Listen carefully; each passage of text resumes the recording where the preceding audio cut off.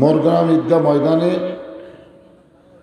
মোরগ্রাম যুব সমাজ কর্তৃক আয়োজিত আজকের এই ইসলামী জলসায় আল্লাহ তাআলা যিনাকে সম্মানিত সভাপতির আসনে কবুল করেছেন, জনাব মোহাম্মদ সাখাওয়াত হোসেন মল্লিক, এই গ্রামেরই কৃতি সন্তান, গোবিন্দপুর ইউনিয়ন পরিষদের সম্মানিত চেয়ারম্যান, আজকের এই মাহফিলের সম্মানিত সভাপতিকে অন্তরের অন্তঃস্থল থেকে আমি শুভেচ্ছা জ্ঞাপন করছি। আজকের এই মাহফিলের সম্মানিত প্রধান অতিথি, তিনিও এই গ্রামেরই সন্তান, জনাব মোহাম্মদ তোফাজ্জল হোসেন, প্রধান প্রকৌশলী, বিতরণ কুমিল্লা অঞ্চল বিদ্যুৎ উন্নয়ন বোর্ড কুমিল্লা। আজকের এই মাহফিলের সম্মানিত বিশেষ অতিথিবৃন্দ, আজকের এই মাহফিলের সম্মানিত ওলামায়ে কেরাম, এ জাতির শ্রেষ্ঠ সন্তান হচ্ছে আলেম ওলামা। ঠিক বললেও ঠিক, না বললেও ঠিক। রাসূল বলেছেন আল ওলামা ওয়ারাসাতুল আম্বিয়া, আর আল্লাহ বলেছেন ইন্নামা ইয়াখশাল্লাহ মিন ইবাদিহিল উলামা। আপনাদের মাঝে মাঝে যে সমস্ত আলেম ওলামা বসে আছেন, মঞ্চে আছেন, মাগরিবের নামাজের পর থেকে এত রাত পর্যন্ত কোরআন হাদিসের আলোকে অত্যন্ত গুরুত্বপূর্ণ আলোচনা করে আপনাদেরকে শুনাইছেন। আলেম ওলামা সহ আজকের মাহফিলের বক্তাগণকে অন্তরের অন্তঃস্থল থেকে আমি শুভেচ্ছা জ্ঞাপন করছি। এই মুহূর্তে আমার সামনে যারা বসে আছেন, জায়গা ছোট, মানুষ বেশি, আমরা হলাম বাংলাদেশি। গোটা পৃথিবীর মানচিত্রে আয়তন অনুযায়ী অন্য কোনো দেশে এত মানুষ বসবাস করে না যেটা বাংলাদেশে করে। সবচাইতে ঘন বসতি দেশের নাম কি? জোরে বলেন। এরপরও 13 লক্ষ রোহিঙ্গা মুসলমানকে জায়গা কিন্তু আমরাই দিছি। এত ঘনবসতি হওয়ার পরেও রোহিঙ্গা মুসলমানকে জায়গা যদি আমরা দিবার পারি, তাহলে যারা পেছনে দাঁড়ায় আছে কি রোহিঙ্গা? এরা তো আমাদেরই ভাই। আর আমাদের ভাইদেরকে বসতে দেওয়ার জন্য যদি একটু জমে বসা লাগে, আপত্তি আছে? হ্যাঁ, যদি কারোর সামনে জায়গা থাকে, আমি তাদেরকে বলবো আল্লাহর ওয়াস্তে। কার ওয়াস্তে? আমার ওয়াস্তে। আল্লাহর ওয়াস্তে বলার পরে জায়গা না থাকলেও একটা ঝাঁকি মারাই লাগবে। হ্যাঁ, দেখেন তো কার সামনে ফাঁকা আছে। হ্যাঁ, চাপা বসে। আল্লাহর ওয়াস্তে বলার পরে যদি শরীর না নড়ান, তাহলে শরীর কিন্তু পাথরের মতন ভারী হবে।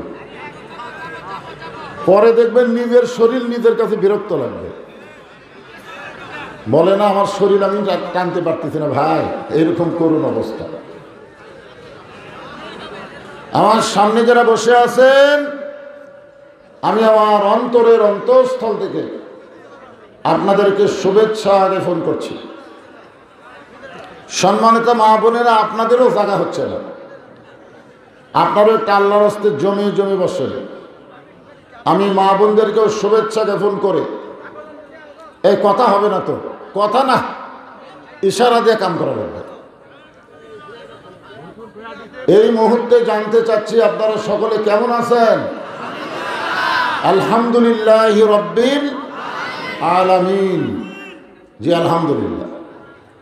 জি আল্লাহ শারীরিক সুস্থতা দান করে, মানসিক প্রশান্তি, সুবহানাল্লাহ বলে। আমাদের অনেকের শরীর সুস্থ থাকে কিন্তু মনের মধ্যে শান্তি নেই, বলে না? আপনারা বলেন তো, শরীরের শক্তি ভালো না মনের শান্তি ভালো? একটা হচ্ছে মানসিক, একটা হলো শারীরিক। গত বছর এই সময়ে আমরা বক্তারা যখন ওয়াজ করছি, আমাদের শরীর সুস্থ থাকলেও মনের মধ্যে শান্তি ছিল না, কেমন যেন একটা অস্থির ভাব। না জানি কি হয়, না জানি কি হয়। আজরাইল ধরার আগে কি পুলিশই ধরে নাকি? ধরা হলো দুই রকম। যেরকম কয় রকম? একটা হলো পুলিশ ধরা, একটা হলো আজরাইল ধরা। আমরা কিন্তু 15.5 বছর আজরাইল ধরার গুরুত্ব কম দিছি, খালি পুলিশ ধরার চিন্তা করে আমরা চলাফেরা করছি। এতে আমাদের ইমান যা হয় হোক, আমরা ইমানের খেয়াল করিনি, আমরা জীবন বাঁচানোর খেয়াল করছি। যেরকম কথা ঠিক কিনা? একজন মুসলমানের কাছে জীবন বাঁচান ফরজ না ইমান বাঁচান ফরজ? এখন বলতেছেন তো। যে আল্লাহ এবার শারীরিক সুস্থতা এবং মানসিক প্রশান্তি সহকারে এই জান্নাতের বাগানে আমাদের কবুল করলেন, আমরা খুশি না বেজার? তাহলে জবান খুলে সমস্বরে সকলে বলবো রব্বানা লাকাল হামদ হামদান কাসীরান তাইয়িবান মুবারাকান ফীহি। আমরা প্রশংসা করলাম কার? কেন করলাম? আমি এখানে আসার পরে আপনাদের গ্রামে এই যে চেয়ারম্যান সাহেবের বাড়িতে যখন ঢুকতেছি, তখন একজন আমাকে বললো আদাব আদাব। তাই আমি ওয়ালাইকুম সালাম বলে হাত তার সাথে লেগে দিলাম। লোকটা মনে করলো আমি হিন্দু হয়ে মুসলমান, হুজুর আমার হাতের সাথে হাত দিল। আসলে আল্লাহর একটা বিশেষ রহমত আমাদের উপরে। রুহের জগতে আল্লাহ আমাদের রুহগুলোকে এত ভালোবেসেছেন যে দুনিয়াতে আসার সময় মুসলমানের ঘরে আমাদের কবুল করেছে। আমি যে আয়াতে কারিমা তেলাওয়াত করলাম না, আয়াতের শেষে বলা হচ্ছে লা তামুতুন্না ইল্লা ওয়া আনতুম মুসলিমুন, তোমরা মুসলমান না হয়ে মরিও না। আপনারা বলেন তো মুসলমান হয়ে মরা সবার পক্ষে সম্ভব? একমাত্র যারা মুসলমানের ঘরে জন্ম নিয়েছে তাদের জন্যেই মুসলমান হয়ে মরা সহজ। সুবহানাল্লাহ বলেন না? যার প্রমাণ হলো নবীর চাচা আবু তালেব, যিনি নবীকে ছোট্টবেলা থেকে লালন পালন করেছেন। আল্লাহ নবী নিজেও বলেছেন যে মায়ের পেটে থাকতে আমি এতিম ছিলাম, কিন্তু দুনিয়াতে আসার পরে আমি এতিম ছিলাম না। সাহাবেরা বললেন হুজুর কেমনে?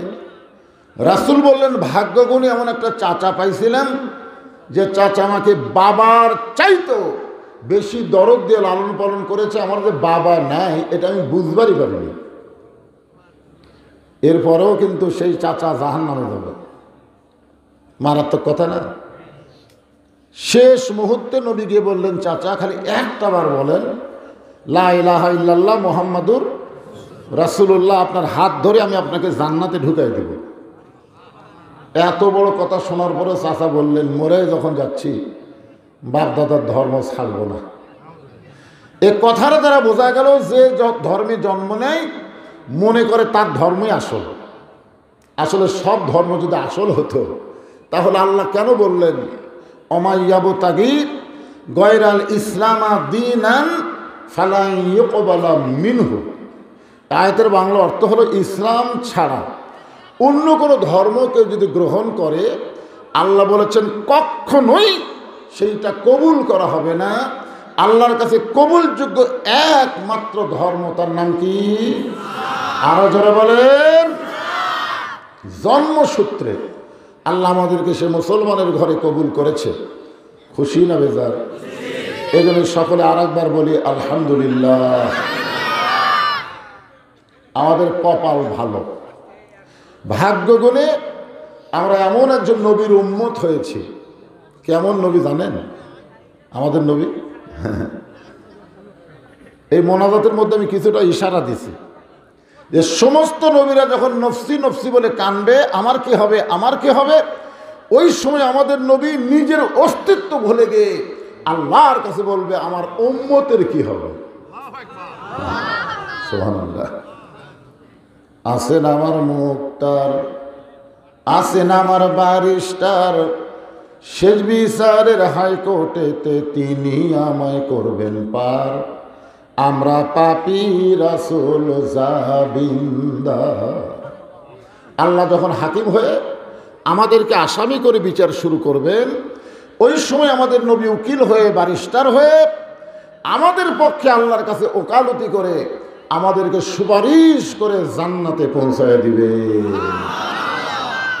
আল্লাহ নবী বলেছেন, আমার কোনো উম্মত সে যত পাপী হোক না কেন, ঈমান নিয়ে যদি মরবার পরে আমি রাসূল সাক্ষী দিলাম তাকে জান্নাতে না প্রবেশ করানো পর্যন্ত আমি নবী জান্নাতে প্রবেশ করব না। এমন একজন নবীর উম্মত হলো ভাগ্যের ব্যাপার। ধরে কোন কিসের ব্যাপার? আমরা ভাগ্য করে সেই নবীর উম্মত হতে পারলাম, এজন্য খুশি না বেজার? তাহলে জবান খুলে আর একবার বলি আলহামদুলিল্লাহ। এখন আসেন, যে কোরআন থেকে আপনারা ওয়াজ শুনবেন না তাফসির শুনবেন না কি শুনবেন, যেটাই শুনবেন কোরআন থেকে তো শুনবেন নাকি? আপনাদের কাছে আমি জানতে চাচ্ছি, যে কোরআন থেকে আপনারা তাফসির শুনবেন এই কোরআনে কোনো সন্দেহ? যারা বললেন না তার কি মনে হয় আছে নাকি? কতকগুলা কথার সময় জবান বন্ধ রাখা ঠিক না। এই সময় যারা জবান বন্ধ রাখলেন, ফেরেশতারা কি করবে? আপনারা কোন তো ফেরেশতা দুটো আছে না নাই? এরা তো লেখার জন্যই তো আল্লাহ সেট করছে। দুই ফেরেশতা বলতেছে, আল্লাহ বক্তা কইল কোরআনের সন্দেহ, কেউ কেউ বললো নাই, কেউ কেউ যে বললো না, তা আমরা কি লিখবো? আল্লাহ তখন বলতেছে বাম কান্দের ফেরেশতা লেখ। তো বাম কান্দের ফেরেশতা কয়, আমিও তো কিছু শুনিনি, তো জবানই খোলেনি। আল্লাহ বলতে, ওই জবান না করলে কি হবে? আমি বলতেছি লেখ, বোবা শয়তান।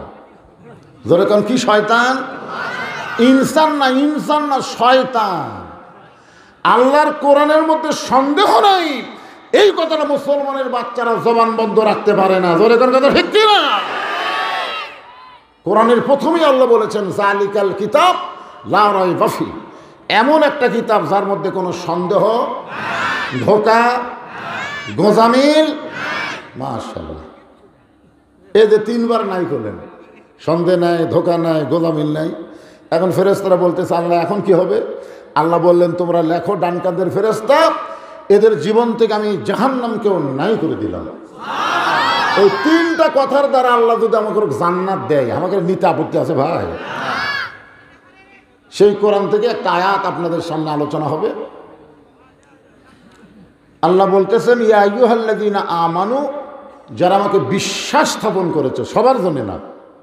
এই আয়াত কিন্তু হিন্দু, বৌদ্ধ, খ্রিস্টানদের জন্য না, এটা শুধু ঈমানদারকে লক্ষ্য করে আল্লাহ এখানে বলতেছে, যারা আমাকে বিশ্বাস স্থাপন করেছ। সাহাবারা বললেন, হুজুর আল্লাহকে বিশ্বাস করার নিয়ম কি? রাসূল বললেন, ইকরার বিল লিসান, তাসদীকু বিল জিনান, আমল বিল আরকান। তিন কথা বললেন। কয় কথা? এক কথা হলো জবানে বলতে হবে আল্লাহ। জবানে কি বলতে হবে? শুধু জবানে আল্লাহ বললে হবে না, ওই আল্লাহটা কলিজার মধ্যে, তাসদীক বিল জিনান মানে কলিজার মধ্যে সেট করা লাগবে।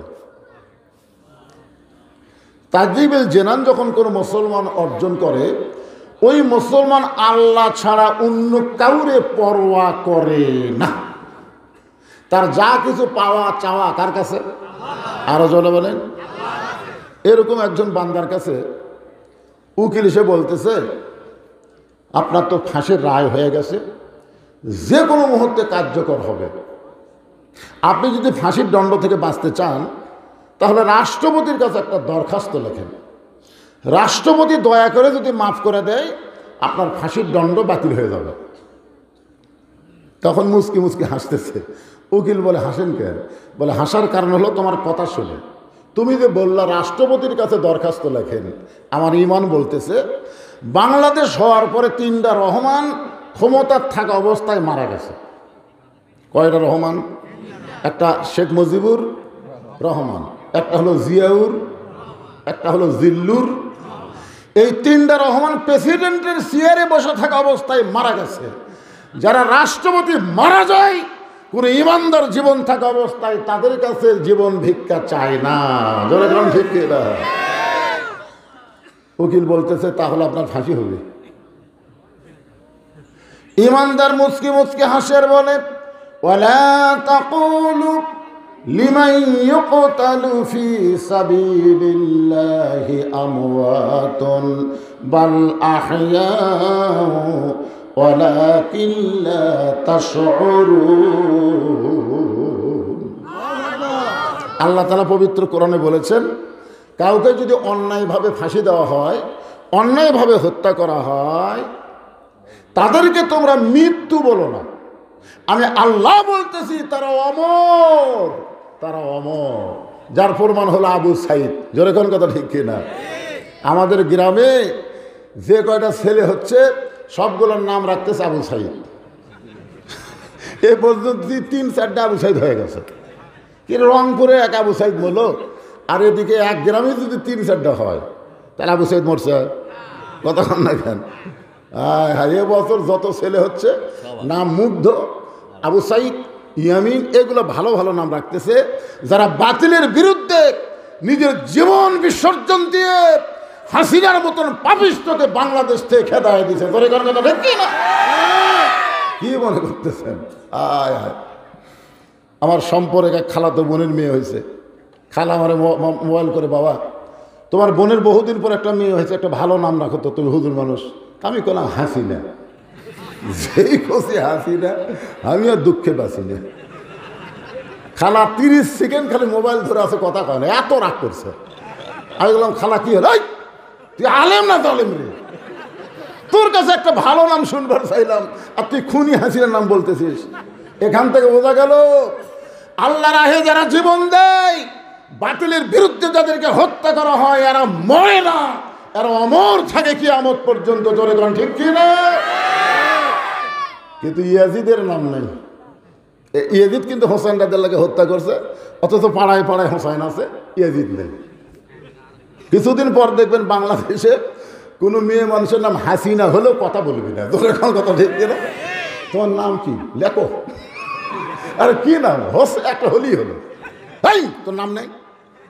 গজব করছে, এখন কথা বলি না। তাসদিক বিল জানান, কলিজার মধ্যে ঈমান যখন মুসলমানের থাকবে, ওই মুসলমানের কাছে জীবনের চাইতে ঈমানের গুরুত্ব বেশি হবে।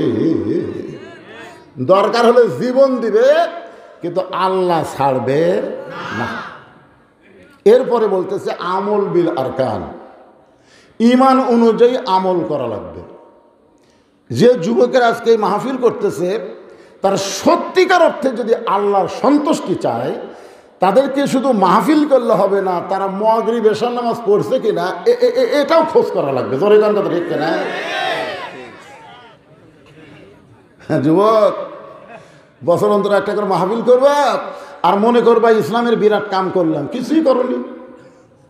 1 কোটি মাহফিল যদি এক পাল্লায় দেওয়া হয়, আর 1 ওয়াক্ত নামাজ যদি অন্য পাল্লায় দেওয়া হয়, 1 কোটি মাহফিলের চাইতে 1 ওয়াক্ত নামাজের ওজন আল্লাহর কাছে বেশি হবে। জোরে গান কথা ঠিক কিনা? আমল বিল আরকান, রাসূল বলেছে লা সালাতা লা ঈমানা, যার নামাজ নেই তার ঈমানই নেই। লা সালাতা লা দীন, যার নামাজ নাই তার কোনো ধর্মই নেই। এই যুবকরা কি হচ্ছে? বাইনাল আবদি ওয়াল কুফরি তরকু সালাত, বান্দার কাফের মধ্যে পৃথক করার জিনিসটার নামই হলো নামাজ। যে নামাজ আদায় করে ওয়া শুনতেছে ও হলো আল্লাহর বান্দা, আর নামাজ ছাড়া যারা বলছে আর হলো কাফের। আমি যেই বলবো বেনামাজি, আপনার বলবেন কাফের, বলতে পারবেন না? বেনামাজি দেখেন কারা কারা বলে না, বুঝবেন এরাই পড়েনি, এখনই ধরা পড়বে, এখনই। আমি যেই বলবো বেনামাজি, আমার কথা না নবীর কথা। আল্লাহ নবী বুখারী শরীফের হাদিস, কোরআনের পরেই যে কিতাব তার নাম হলো বুখারী, আর সেই বুখারী শরীফের হাদিসের সাথে আপনার একমত না দ্বিমত? তখন আমি যেই বলবো বেনামাজি, আপনার বলবেন কাফের। বেনামাজি আরো জোরে জোরসে বলুন মাশাআল্লাহ।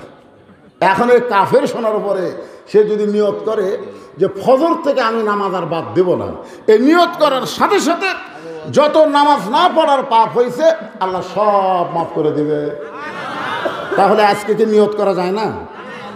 যুবকেরা যারা মাহফিল করতেছে 6 বছর ধরে, আমি তোমাদের অনুরোধ করবো বাবা, শুধু বৎসর অন্তর মাহফিল করলে হবে না, আমল বিল আরকান, ঈমানকে রক্ষা করতে গেলে নামাজ ধরাই লাগবে। জোরে কোন ঠিক কি না?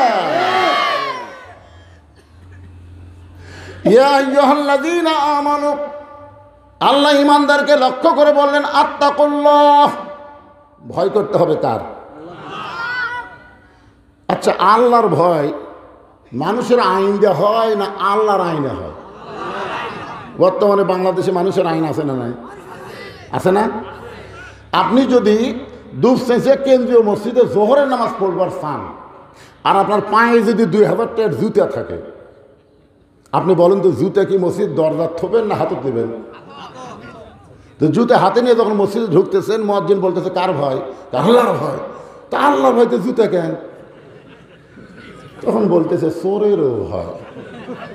আপনার বলেন তো আল্লাহর ভয় চোরের ভয় একই কলিজার মধ্যে যদি রয়, তার কোনোদিন নামাজ কবুল হয়? আমাদের বাংলাদেশে আমরা যারা নামাজ পড়তেছি অধিকাংশ লোকেরই নামাজ কবুল হচ্ছে না, কারণ আল্লাহর ভয় চোরের ভয় একসাথে আমরা রাখতেছি। 2 চোর গোটা মসজিদের চারিধার ঘুরতেছে, বুঝলেন? ঘুরে খালি দেখে 1.5 টাকা 3 টাকা 5 টাকা 6 টাকার জুতা ছেঁড়া ছুটে। তখন ওরা সাইডে যে গল্প করতেছে আমাকের ভয়ে সব ভালো জুতা মসজিদের মধ্যে ঢুকছে। মানুষের তৈরি আইন যখন চলবে তখন চোর ডাকাতের মশান বাড়া যাবে। ধরে কোন কথা ঠিক কিনা? কি বলতেছে? আমাকের ভয়ে রে একটা ভালো জুতো পারে নেই। কিন্তু আল্লাহর কোরআন দিয়ে যখন বাংলাদেশ চলবে তখন চোর ডাকাত খুঁজেই পাওয়া যাবে না। সোনার টোপলাও যদি মসজিদের দরজায় রাখেন, ভুল করে কেউ হাত দেবে না। হাত দেওয়ার আগে ঈমান বলবে হাত দেশ না।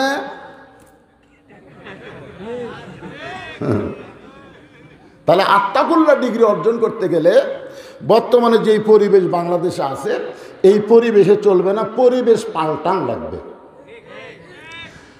এখন একটা সুন্দর পরিবেশ যদি তৈরি করতে চাই, তাহলে সুন্দর একটা সমাজ লাগবে। সুন্দর একটা সমাজ যদি গঠন করতে চাই, তাহলে সুন্দর একটা রাষ্ট্র লাগবে। একটা সুন্দর রাষ্ট্র যদি তৈরি করতে চাই, তাহলে মানুষের সংবিধান দেওয়া হবে না, আমার আল্লাহর কোরআনের সংবিধান লাগবে। ধরে কোন ঠিক কি না? যে কোরআন আপনি বলেছেন কোনো সন্দেহ নেই, এই কোরআন লাগবে। আল্লাহর কোরআনটা যখন বাংলাদেশ চলবে, এই বাংলাদেশের মানুষের চরিত্র কেমন হবে একটা দৃষ্টান্ত দিয়ে আপনাদের সামনে আলোচনা করতেছি, একটু মনোযোগ দিয়ে কথাগুলো শুনবেন। আমরা তো আল্লাহর কোরআন এখনো দেখি নাই, সারা জীবন শুধু কোরআন শুনতেছি, ঠিক কিনা বলেন? আমরা কি দেখছি ভাই এ কোরআনটা কেমন? আমরা কি দেখছি? খালি শুনতেছি। কিন্তু আল্লাহ রাসূল বলেছেন কোরআন শুধু শোনানোর জন্য আল্লাহ দুনিয়াতে দেয় নাই, কোরআন মোতাবেক নিজের জীবনকে পরিচালনা করার জন্য কোরআন। ধরে কোন ঠিক কিনা? এই যে আল্লাহ বলতেছেন হুদাল্লিল মুত্তাকিন। হুদা শব্দের অর্থ কি? হুদা শব্দের অর্থ হলো ব্যবস্থাপত্র, প্রেসক্রিপশন। আপনি একটা ভালো ডাক্তারের কাছে দেহ দেখালেন, ডাক্তার বডি সব চেক আপ করে আপনার সব কিছু দেখে পরীক্ষা করে সুন্দর করে একটা প্রেসক্রিপশন দিল। এই প্রেসক্রিপশন অনুযায়ী আপনি চলবেন, তাহলে আপনি এই অসুস্থ থেকে ভালো হবেন। এখন 1000 টাকা ভিজিট দিয়ে প্রেসক্রিপশন নিয়ে বাড়িতে এসে আপনি 3 বার পড়লেন, 3 বার পড়ে 6 বার চুমা খেলেন। কয়বার? 3 বার পড়ে 6 বার চুমা খেয়ে রেখে দিলেন।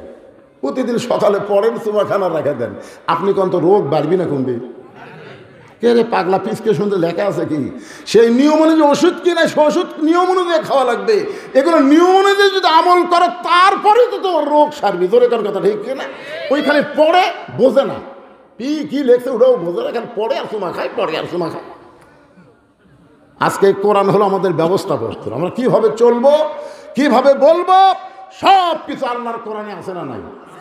যার কারণে আল্লাহ বললেন অনুনাজ্জিলু মিনাল কুরআনি মা হুয়া শিফাউ ওয়া রাহমাতুল লিল মুমিনিন।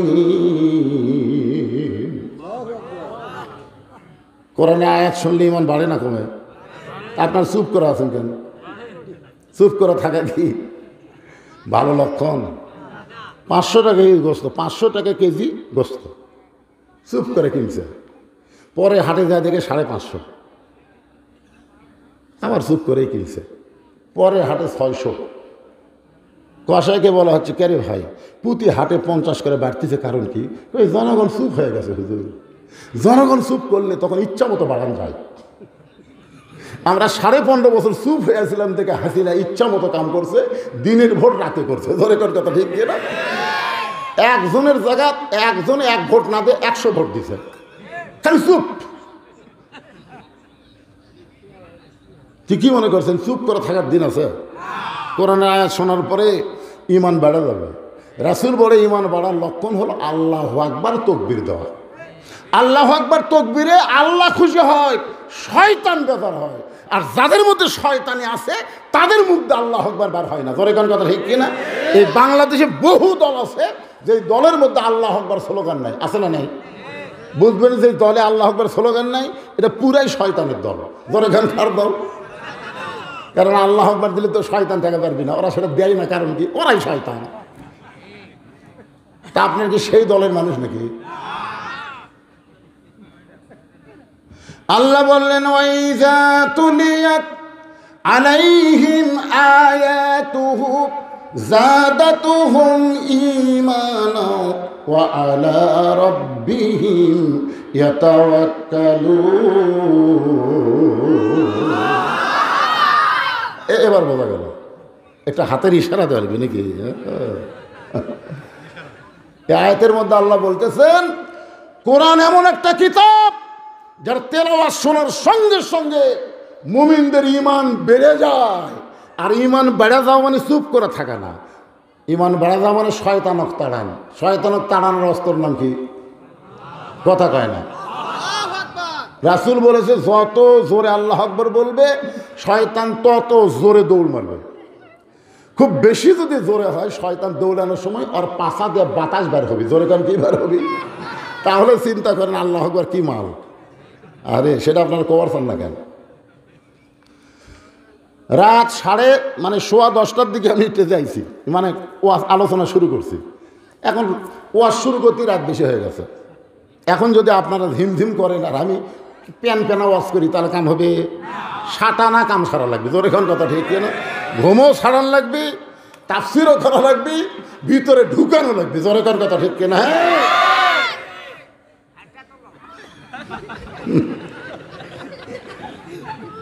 সুবহানাল্লাহ। ঠিকই আছে বাবা। ওয়ালাইকুম আসসালাম। বিয়াই তো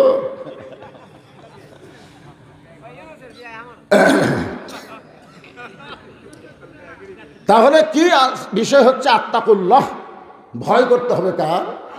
আর ভয় করতে গেলে কার আইন মানা লাগবে? মানুষের আইনে ভয় হবে না। সরকার একটা নিয়ম করলো না, মুখত মাস্ক দেওয়া লাগবে, মুখত মাস্ক দেওয়া লাগবে। যখন তাকে আশেপাশে পুলিশ নাই ওই খোলা পকেট থই, রে ভাই মা পুলিশ নাই। তো তাহলে বোঝা যাচ্ছে মানুষের আইন মানুষ কিন্তু অন্তর থেকে মানে নেয় না, বিপদে পড়ে এখন মানা লাগে। জোরে কোন ঠিক কিনা? কিন্তু আল্লাহর আইন এইটা মানুষ মুখে মুখে মানবে না, অন্তর থেকে মানার একটা পরিবেশ তৈরি হয়ে যাবে। জোরে কোন সুবহানাল্লাহ। সেই পরিবেশটা কেমন? বাংলাদেশের মতন 96টা দেশের খলিফা, নাম হলো হযরত ওমর, আল্লাহর কোরআনকে দেখার জন্য ছদ্মবেশে মদিনার অলি গলি ঘুরতেছেন শুধুমাত্র আল্লাহর কোরআনকে দেখার জন্য। আপনারা আছেন শুনবার, আর ওমর ফারুক ছদ্মবেশে ঘুরতেছে দেখার জন্য, আল্লাহর কোরআন দেখার জন্যে। ওমর ফারুক ঘুরতে ঘুরতে দেখেন দুই পাহাড়ের মাঝখানে একটা বিস্তীর্ণ মরুভূমি। ওই মরুভূমির মধ্যে একজন রাখাল উট আর দুম্বা চড়ায়। ওমর ফারুক আল্লাহর কোরআন দেখার জন্য রাখালকে সালাম দিলেন, আসসালামু আলাইকুম রাখাল ভাই, আমার পেটে ক্ষুধা লাগছে, আমি উটের এক পেয়ালা দুধ চাই। রাখাল মুচকে মুচকে হাসে। ওমর ফারুক বলে আমি তোমার সালাম দিলাম, উটের দুধ চাইলাম, তুমি হাসো কেন? রাখাল বলে পথিক, তুমি আমার সালাম দিলেই উটের দুধ চাইলেই দুধ দেব না, সালামের উত্তর দেব না। ওমর ফারুক বলেন আমার অপরাধ? বলে তোমার অপরাধ হলো আগে তোমার পরিচয় দাও, তুমি কে? এখানে যত মানুষ আমরা আছি আমাদের পরিচয় আছে না নাই? ওমর ফারুক চিন্তায় পড়ে গেলেন কি পরিচয় দিব। এমন সময় আল্লাহর কোরআন বলতেছে মিল্লাতা আবিকুম ইব্রাহিম হুয়া সাম্মাকুমুল মুসলিমিন, তোমার জাতির পিতার নাম হলো ইব্রাহিম, হুয়া সাম্মাকুমুল মুসলিমিন, যিনি তোমাদের নাম রেখেছে মুসলমান। তাহলে এখানে যত মানুষ আছি, আমি বক্তা না, চেয়ারম্যান না, অতিথি না, প্রধান অতিথি না, আমরা সবাই হলাম মুসলমান। যেরকম সবাই কি তার মানে বোঝা গেল আওয়ামী লীগ নাই, বিএনপি নাই, জামাত নাই, জাতীয় পার্টির খাওয়া নাই। আমাদের একটাই পরিচয়, আমরা কি? আমাদের জাতির পিতা হযরত ইব্রাহিম, যিনি আমাদের নাম রেখেছে মুসলমান। যেই বলবো আমাদের পরিচয় কি, সবাই বলবেন মুসলমান। এই সময় যদি কেউ জবান বন্ধ রাখেন তাহলে কিন্তু আপনি বিপদে পড়বেন।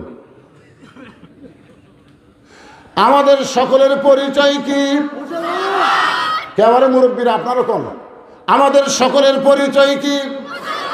নাম কি? আরো জোরে।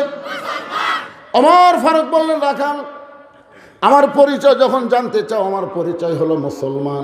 রাখাল বলতেছে আসল না নকল?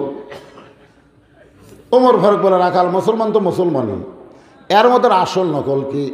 রাখাল বলতেছে আসল মুসলমান যারা হবে তারা চাওয়ার ব্যাপারে সতর্ক থাকবে। তুমি দুধ চাইলা কার কাছে? আসল মুসলমান যারা, তারা বিশ্বাস করে ইয়াকা নাবুদু ওয়া ইয়াকা নাস্তাইন, আমরা গোলামি করি যার, সাহায্য চাই তার কাছে। এই যে ভারত কিছুদিন আগে বলল বাংলাদেশের জন্য পেঁয়াজ বন্ধ করে দাও, চিনি বন্ধ করে দাও, আলু বন্ধ করে দাও। কি রে ভারত, তোরা বন্ধ করে দিলে বাংলাদেশ না খেয়ে মরবি? আল্লাহ বলতেছে বাংলার মুসলমান আমেরিকার দিকে, ভারতের দিকে তাকায় থাকে না, বাংলার মুসলমান তাকায় আছে আল্লাহর দিকে। ধরে কার কথা লিখি না? আমাদের রেজেক দিবেন কে, ভারত না আল্লাহ? এবার আলুর আবাদ বেশি না কম? তোরা বন্ধ করে দিব না লিবু? শিবগঞ্জে আমার শ্বশুর বাড়ি, আমার শ্বশুর এক লোক বলতেছে যে খালি মাটি টান দিয়ে আলু, ভিতরে কোনো মাটি নেই, খালি বাইরে মাটি দেওয়া, মাটি খালি টান দিলে আলু। হাই আলু রে! আল্লাহ কোরআনে বলেন ফালিয়াবুদু রাব্বা হাযাল বাইত আল্লাযী আত'আমাহুম মিন জু'ইন ওয়া আমানাহুম মিন খাউফ। ওই ঘরের মালিকের তোমরা গোলামি করো, তোমরা নামাজ পড়ো, দুইটা পুরস্কার সঙ্গে সঙ্গে তোমাদের দেওয়া হবে। 1 নম্বর পুরস্কার হলো তোমাদের রিজিকের কোনো পেরেশানি থাকবে না। 2 নম্বর পুরস্কার হলো কোনো ভয় ভীতি তোমাদের অন্তরে ঢুকবে না, পুরাপুরি যাবতীয় ভয় থেকে আল্লাহ নিরাপত্তা দিয়ে দিবে। কেউ যদি বলে ভারতের বাংলাদেশকে আমরা 15 দিনে দখল করে নেব, আমরা তখন আল্লাহর বিশ্বাস নিয়ে বলবো আয় আয়। তোরা কি মনে করিস তোরকে অ্যাটম বোম, তোদের হাইড্রোজেন বোমা থেকে আমরা ভয় করি না? আমাদের জাতির ভিতর নমরুদের আগুনের চুলার দিকে একবারও তাকাই নাই, আল্লাহ ইব্রাহিমের ইমানের দিকে তাকায়। নমরুদের চুলা যদি শান্তির বাগান করে দিবার পরে তোদের বোমা বাংলার মুসলমানের দিকে তাকায় আল্লাহ মিষ্টি তরমুজ বানায় দেবার পারে। ধরে কর কথা ঠিক না? আয় মালওয়ানের বাচ্চারা আয়, খালি ঢুকে দেখ। হাসিনা যাওয়ার পরে আর আমরা খেপিছে ভাই, কার খেপিস কার? আমি ছেলেদেরকে বলছি আবার আর একটা যুদ্ধ করা লাগবে, তোমরা 3 হাতে একটা করে লাঠি বানাবা আর কোমরে একটা করে খুর রাখবে, কারণ ওরা যদি ঢোকেই তাহলে লাঠি বিসমিল্লাহ করে পাড়ে ধরবো আর খুর দিয়ে কাটা দেবো, গোড়াল হয়ে আগা কাটবো, পোলটা দিয়ে খাতনায় মুসলমান কলমা পাবো। জোরে ধন কথা ঠিক না? আপনারা কি মনে করতেছেন আমার ওয়াজ খালি এখানেই আছে? আমার ওয়াজ বাংলাদেশের চাইতে ভারতের মুসলমান বেশি শোনে। গোটা ভারত সয়লাভ হয়ে গেছে যে বাংলাদেশে ঢোকা যাবে না, ঢুকলেই বিপদ আছে, কারণ ওকে ভগবানের খাওয়া নাই। তো কিছুদিন আগে আমেরিকাতে আগুন লাগছিল না? লাগছিল না?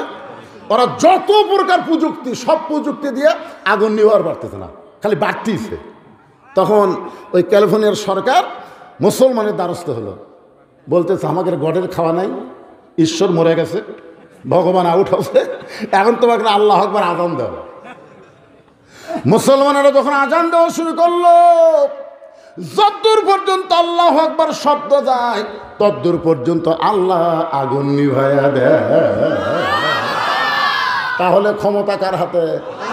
তোরা ক্ষমতা দেখাস না, তোরা ওই ভুয়া ক্ষমতা নিয়ে বাংলাদেশে ঢুকিস না, কারণ আমরা এমন এক মালক বসে থাকি যাক মাছে খায় হজম করা পারিনি। জোরে খান কথা ঠিক না?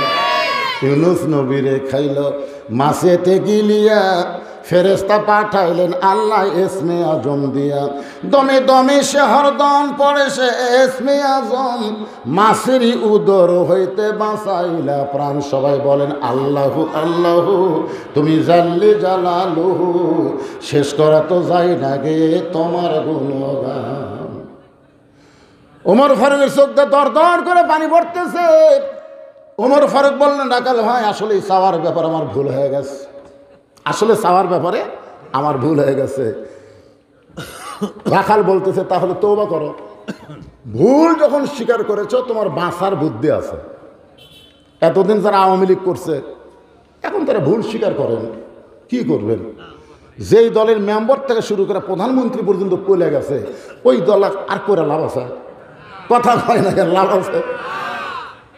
আমরাই তো চার ভাই, আমাকে এক ভাই আওয়ামী লীগ করে, ওই তওবা করে আমাকে দলের দোষ দিতে কি করবেন?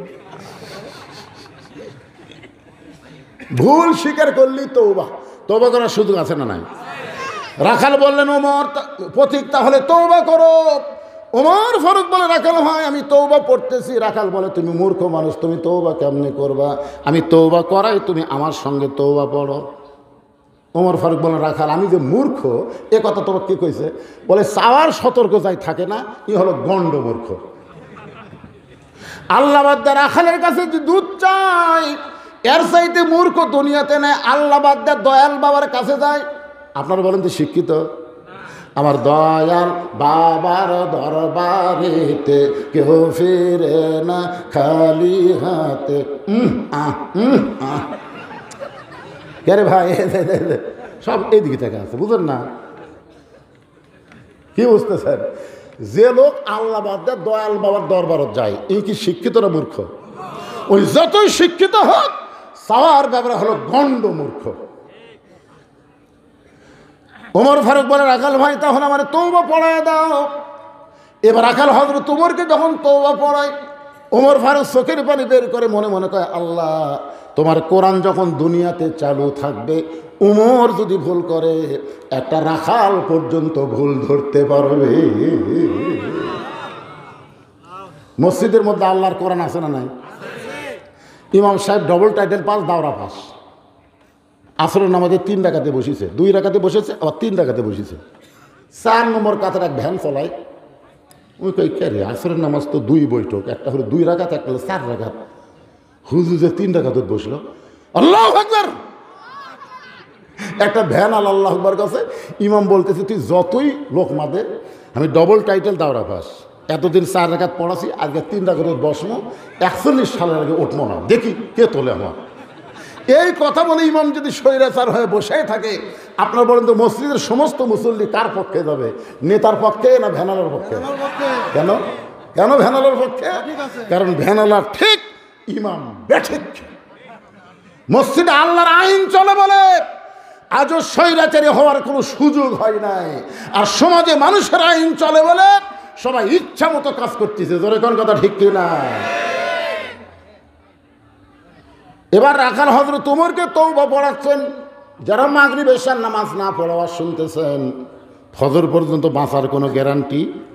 তাহলে সকলে আপনারা পড়েন, যারা পড়েছেন তারাও পড়েন। কারণ আপনি যেভাবে নামাজ পড়া দরকার সেইভাবে হয়তো আদায় করতে পারেন নাই।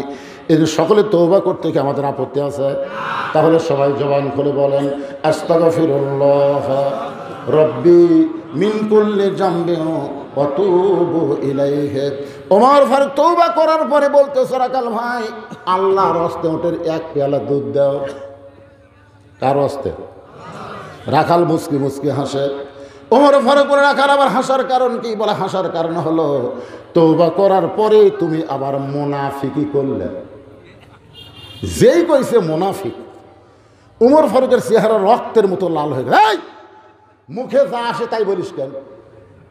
কারণ ওমর ফারুক জানে মুনাফিকের জায়গা হলো জাহান্নামের সবচাইতে নিচে। জোরে কোন ঠিক কিনা? কাফেরেরা থাকবে জাহান্নামের উপরে, আর মুনাফিক থাকবে জাহান্নামের নিচে। কাফেরেরা পেশাব পায়খানা করবে, ওই পেশাব পায়খানা মুনাফিকের খাদ্য হবে। সাহাবেরা বলল হুজুর এ বদমাইশ মুনাফিক কোন দল থেকে বের হবে? আল্লাহ রাসূল বললেন আফসোস করতে হবে, এই মুনাফিকের আবাদ হবে মুসলমানের ভিতরে। প্রত্যেক ভোটের সময় আমাদের বাংলাদেশের অধিকাংশ মানুষ মুনাফিক হয়ে যায়। যখন যায় আসে কয় আপনি কি দেবো ভাই, ওই যে কাক দিবি ওই নিজেই জানে না। কি মোনাফিক বোঝেন? মোনাফিকের চিহ্ন কয়টা? কোনো কিতাবে 4টা, কোনো কিতাবে 3টা। তার মধ্যে একটা চিহ্ন হলো ওয়াদা খেলাফ করে। জোরে কোন কি খেলাফ করে? কথায় কথায় মিথ্যা কথা বলে, আমানতের খিয়ানত করে। আল্লাহ কোরআনে বলেছেন, ইন্নাল্লাহা ইয়ামুরুকুম আন তুআদ্দুল আমানাতি ইলা আহলিহা। রে মুসলমান, ভোট হলো তোমাদের একটা আমানত। আল্লাহ কোরআনে বলতেছেন, তুমি যাকে সাক্ষী দিবা, যে মার্কা ছিল মারবা, এটা তোমার একটা আমানত। এজন্য একটা কথা নাই, আমার ভোট আমি দিব, যাকে খুশি তাকে না। এটা স্বৈরাচারী কথা। আমার ভোট আমি দিব, দেখে শুনে বুঝে দিব।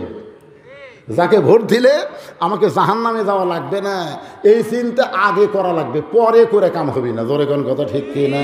কারণ ভাবিয়া করিও কাজ, করিয়া ভাবিও না। একটু মনোযোগ দেন। ওমর ফারুক বলে, রাখাল আমার মধ্যে মুনাফিকের কি দেখলা? রাখাল বলতেছে, তোমার মুখের সাথে মনের মিল নাই। লিমা তাকুলু মালা তাফালুন। তুমি চিন্তা করে বলো তো, আমি কি মালিক? আমি যদি উটের মালিক হইতাম, তুমি আমাকে রাখাল বললা কেন? আর যখন রাখাল বলেছে, তখন তোমার মন বলতেছে আমি উটের মালিক না। আর মালিক বাদ্দা রাখালের কাছে চাইলেও, রাখাল আল্লাহর হস্তে চাইলেও দিবার পারবে না।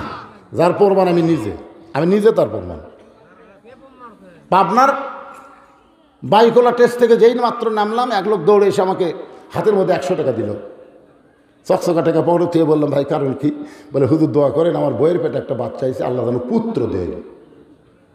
যেই কাছে পুত্র দেয়, আমি পকেটটা 200 বের করে দিলেন। তো দোয়া আছে টাকা না। পাগলা, আমি 3 মেয়ের বাপ, আমার দোয়া দিয়ে যদি পুত্র হয়, তাহলে আল্লাহ আমাকে আগে একটা দিতে হবে। তুই কি মনে করছিস যে পরপর 3টা মেয়ে হচ্ছে, আমি বেটার জন্য দোয়া করি? তো বলে, হুজুর তাহলে আপনি টাকা আপনি নেন, আমারটা আমার। ওরে যেই টাকা দিছি মারতেছি দৌড়। আমি কোথায় যাবি?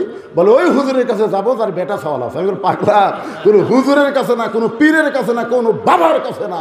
বাবার যদি চাও, আল্লাহর কাছে চাও। ধরে কথা ঠিক না? দেওয়ার মালিককে। আমাকে দেয়নি বলে তোমাকে দিবে না তা তো নয়।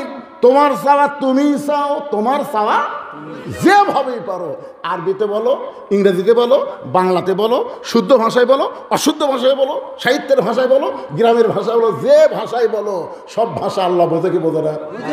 তো হুজুরের কাছে আলো বোঝায়। একটু মনোযোগ দেন। রাখাল বলে, পথিক, সত্যি যদি আল্লাহর হস্তে 1 পেয়ালা উটের দুধ চাও, তাহলে এখান থেকে মালিকের বাড়ি হলো 10 মাইল দূরে। ওই মালিকের বাড়ির দরজা গিয়ে বলো, মালিক তোমার রাখাল উট আর দুম্বা চড়াই, তুমি মালিক যদি হুকুম দাও, রাখাল আল্লাহর হস্তে উটের 1 পেয়ালা দুধ দিবে। ওমর ফারুক বলে, রাখাল ভাই, অত কষ্ট করে মালিকের বাড়ি যাওয়ার দরকার নাই, বরং তোমাকে 2টা টাকা দিলাম, এই 2টা টাকার বিনিময়ে তুমি উটের 1 পেয়ালা দুধ দাও। রাখাল মুসকি মুসকি হাসে।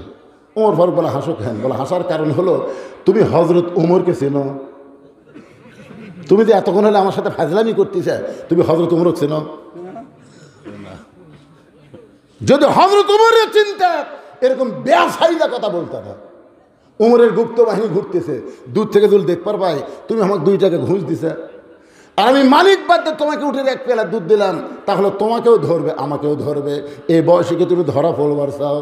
ওমর ফারুক বলেন, রাখাল তাহলে পাহাড়ের গুহার মধ্যে যাই, তোমার গোপনে 2টা টাকা দেবো, তুমি গোপনে উঠে 1 পেয়ালা দুধ দিবা। উমরের গুপ্ত বাহিনীও ধরতে পারবে না, তোমার মালিকও জানতে পারবে না। রাখাল চিল্লায় বলে, তুমি ভণ্ড, তুমি ভণ্ড, তুমি ভণ্ড। ওমর ফারুক বলে, রাখাল আমারে ভণ্ড বলার কারণ কি? রাখাল বলে, পথিক, যেখানে উমরের গুপ্ত বাহিনী দেখতে পায় না, আমার মালিক জানতে পারে না, রাখালের আল্লাহ দেখতে পায়। সঙ্গে সঙ্গে হক উমর মারছে দৌড়। 1 দৌড়ে পাহাড়ের পাদদেশে গিয়া 2 রাকাত নামাজ পড়ে আল্লাহকে বলতেছে, আল্লাহ তোমার কোরআন এত সুন্দর, তোমার কোরআন যখন দুনিয়াতে চালু হয়ে যায়, তখন কেউ না দেখলো আল্লাহ দেখে, এই বিশ্বাস মুসলমানের কলিজায়। তাহলে আত্মাকুল্লাহ ডিগ্রি অর্জন করতে গেলে কেউ না দেখলো কে দেখতেছে? ওই যে দরজা জানলা বন্ধ করে কম্বলের তলে চালু করে দিছে। এদের ছেলেরা মনে করতে বাপ মা ঘুমিয়ে গেছে, জানলা দরজা বন্ধ, ল্যাপের মধ্যে তুই হাঁটুর মধ্যে থুয়া দেখি, কে দেখবি রে? মানুষের আইন যখন চালু থাকবে কে দেখবে? বিশ্বাস হবে না। আর আল্লাহর কোরআন যখন চালু হবে তখন বিশ্বাস হবে, কেউ না দেখলেও আল্লাহ দেখতেছে। ধরে কোন কথা ঠিক কি না? ওমর ফারুক কান্দের বলে, আল্লাহ তোমার কোরআন এত সুন্দর, আমি এতক্ষণ রাখালকে দেখি না, রাখালের ভিতরে তোমার কোরআন শরীফ দেখতে পাই। রাখাল পিছনে গিয়ে বলতেছে, যতই কান্দ উটের দুধ দেওয়া গেল না। ওমর ফারুক বলে, রাখাল ভাই উটের দুধের কোনো দরকার নাই, বরং তোমার কাছে আমি জানতে চাই, তুমি না দেখা আল্লাহকে কলিজার মধ্যে জায়গা দিয়ে তুমি যে আল্লাহর কোরআন অনুযায়ী চলতেছ, এর বিনিময়ে তোমার চাহিদা কি? আল্লামা সাইদি হুজুর 13 বছর অন্যায়ভাবে তাকে জেলখানায় বন্দি রাখছে। জোরে কোন কথা ঠিক কিনা? কথা বলো। আপনারা বলেন তো সাইদি হুজুরের কোনো দোষ আছে? একটা হিন্দু যাকে সাক্ষী করা হয়েছিল, সে বলে আমি সাক্ষী কেমনে দিব? যাকে ফেরেশতার মতন মানুষ দেখেছে হওয়ার পর থেকে সে কোনোদিনও কোনো অন্যায় করেনি, তার বিরুদ্ধে সাক্ষী কেন দেব? ওকে ধরে নিয়ে যায় ভয়ে ভারতে পালায় গেছে। চিন্তা করছেন? যাই একটা অপরাধ করেনি, একটা দোষ করেনি, বিনা দোষে তাকে 13 বছর জেলখানায় বন্দি করে রাখলো। আবার জেলখানার মধ্যে মৃত্যু হয় না বলে জেলখানা থেকে বের করে হাসপাতাল নিয়ে গিয়ে তাকে হত্যা করা হলো। ধরে বলেন কথা ঠিক কিনা? বাংলাদেশের সমস্ত মুসলমান জানে আল্লামা সাইদি তুমি মরনি, শহীদ হয়েছ আমরা এটাই জানি। আপনারা বলেন তো আমির হামদার কোনো দোষ আছিল? মামুনুল হকের কোনো দোষ আছে? বউগুলা ধরা পড়তে আর সাংবাদিক বলে কাবির আছে। কি ষড়যন্ত্র দেখছেন, কি ষড়যন্ত্র! আল্লাহর বান্দার একটু মনোযোগ দিয়ে শুনবেন। ওমর ফারুক চোখের পানি বের করে বলতে, রাখাল ভাই, এই না দেখা আল্লাহকে কলিজার মধ্যে জায়গা দিয়ে আল্লাহর কোরআন অনুযায়ী তুমি চলতেছ, এর বিনিময়ে তোমার চাহিদা কি? রাখাল ছোট বাচ্চার মতন কান্দে। ওমর ফারুক বলে, রাখাল কানতেছ তার মানে? বলে, ভাই আমার চাহিদা হলো, শুনবেন। ওমর ফারুক বলে, বলো তো তোমার চাহিদা কি? সঙ্গে সঙ্গে রাখাল কোরআন থেকে একটা আয়াত তেলাওয়াত করতেছেন। রব্বানা পড়েন, রব্বানা আতিনা ফিদ দুনিয়া হাসানাতাও ওয়া ফিল আখিরাতি হাসানা ওয়া কিনা আযাবান্নার। আল্লাহু আকবার। ওমর ফারুক বলে, রাখাল আমি মূর্খ মানুষ, তোমার চাহিদার কথা শুনতে চাইলাম, তুমি কোরআনের আয়াত শোনা না। রাখাল বলে, তুমি আসলেই মূর্খ। এই আয়াতের মধ্যে 2টা চাহিদার কথা আমি বলেছি, তুমি খেয়াল করে দেখো। একটা আতিনা ফিদ দুনিয়া হাসানা, একটা দুনিয়ার, আর একটা ফিল আখিরাতে হাসানা, একটা হলো আখিরাতের সৌন্দর্য। দুনিয়ার সৌন্দর্য হলো মহামানব হযরত উমরকে আমি এক নজর দেখতে চাই। যে উমর আল্লাহর কোরআন দিয়ে রাষ্ট্র চালায়, সে উমরকে যদি একটা নজর দেখতে পাইতাম, আমার দুনিয়ার চাহিদা আল্লাহ পুরা করত। আমার 2 নম্বর চাহিদা হলো, আমি রাখাল যখন মরে যাব, অধম রাখালকে আল্লাহ যেন জান্নাত দেয়। চাহিদা কয়টা? দুনিয়ার চাহিদা কি দেখবে? উমর মানে ভালো নেতা। উমর মানে কি নেতা? যে ওমর আল্লাহর কোরআন দিয়ে রাষ্ট্র চালানোর কারণে আমার মতন রাখাল না দেখে আল্লাহকে কলিজার মধ্যে জায়গা দিবার পারছি, সেই হযরত উমরকে খালি একটা বার যদি দেখতে পাইতাম, ভাই আমার দুনিয়ার চাহিদা আল্লাহ পুরো করত। আমার 2 নম্বর চাহিদা হলো, আমি যখন মরে যাব, অধম রাখালকে আল্লাহ যেন জান্নাত দেয়। ওমর ফারুক দৌড়ে এসে রাখালের হাতের খফ করে ধরছে, ধরেই 3টা চুমা খাচ্ছে। রাখাল কয়, পাগলা নাকি রে, আমার ঘামা হাতে চুমা খেলে। ওমর ফারুক বলে, রাখাল ভাই, তোমার 2 নম্বর চাহিদা আল্লাহ পুরা করছে। পুরা করবে না, পুরা করবে না, ভবিষ্যৎ না, পুরা করছে। তোমার 2 নম্বর চাহিদা হলো, মরার সঙ্গে সঙ্গে আল্লাহ তোমাকে 8টা জান্নাত খুলে দিবে। আপনারা সুবহানাল্লাহ আল্লাহু আকবার বলতেছেন, কিন্তু রাখাল কথা কয় না। ওমর ফারুক বলে, রাখাল তোমার 2 নম্বর চাহিদা, মরার সঙ্গে সঙ্গে আল্লাহ তোমার জান্নাত দেবে। রাখাল কয়, ভালোই তো, তুমি চালাক, মরার পরে আল্লাহ জান্নাত দিবে, এই বাকি কথা ভালোই বলতেছো, কিন্তু হযরত উমরকে এক নজর দেখতে পাবো, এই লগত কথা বলতে তোমার কোন জায়গা বাজায়? মরার পরে জান্নাত, এটা কি বাকি? মরার পরে কি? জোরে কর, মরার পরে জান্নাত, এটা কি? আর হযরত উমরকে দুনিয়াতে দেখাইতে হলো নগদ। তুমি নগদের কথা না বলে বাকির কথা বলতেছো। ওমরের চোখটা দর দর করে পানি পড়তেছে, যে রাখাল আমাকে তওবা পড়াইছে, যে রাখাল আমাকে মুনাফিক কইছে, যে রাখাল আমাকে ভণ্ড কইছে, এখন যদি বলি আমি ওমর বলাও সারা, রাখাল হাত ফেল করে মরাও সারা। ওমর ফারুক চিন্তায় পড়ে গেলেন, কি করব? এমন সময় আল্লাহর কোরআন বলতেছে, উদউ ইলা সাবিলি রাব্বিকা বিল হিকমাহ। ওমর, যদি ডাইরেক্ট বলবার না পারিস তাহলে হিকমত অবলম্বন কর। ওমর ফারুক বলে, রাখাল সত্যি যদি ওমরকে দেখতে চাও তাহলে তোমাকে ফজরের নামাজ সামনে কাতারে আদায় করা লাগবে। ফজর যদি সামনে কাতারে আদায় করো তাহলে মেহরাবের মধ্যে যেই মানুষটা ইমামতি করবে ওই মানুষটি হলেন হযরত ওমর। তাহলে আল্লাহর কোরআন দিয়ে যখন রাষ্ট্র চলবে, শুধু এমপিগিরি করলে হবে না, মন্ত্রীগিরি করলে হবে না, বড় মসজিদের ইমামও হওয়া লাগবে। ধরে কোন ঠিক কিনা? আমাদের বাংলাদেশে যারা নেতা হবার চায় সূরা ফাতিহাও ঠিক মতো কবার জানে না। ধরে কোন ঠিক কিনা? আল্লাহর কোরআন দিয়ে রাষ্ট্র চললে ওরকম ভুয়া নেতার খাওয়া নাই। ভুয়া নেতার কি নাই? ভুয়া নেতা। ধরে কোন কি নেতা? সত্যি যদি হযরত ওমরকে দেখতে চাও তাহলে মসজিদ নববীর সামনে কাতার নামাজ পড়া লাগবে। মেহরাবের মধ্যে যেই মানুষটা ইমামতি করবে ওই মানুষটি হলেন হযরত ওমর। রাখাল ছোট বাচ্চার মতন ফুপা ফুপায় কাঁদতেছে। ওমর ফারুক, রাখাল কান্দো কেন? বলে, কান্দার কারণ হলো আমি বারান্দায় নামাজ পড়ি। ওমর ফারুক বলল, বারান্দা পড়বা না, সামনে কাতারে যাবা। রাখাল বলে, কেমনে? মসজিদের মধ্যে দামি দামি সাহাবী নামাজ পড়ে, আমি রাখাল হয়ে ওই দামি দামির মধ্যে ঢুকতে পারি?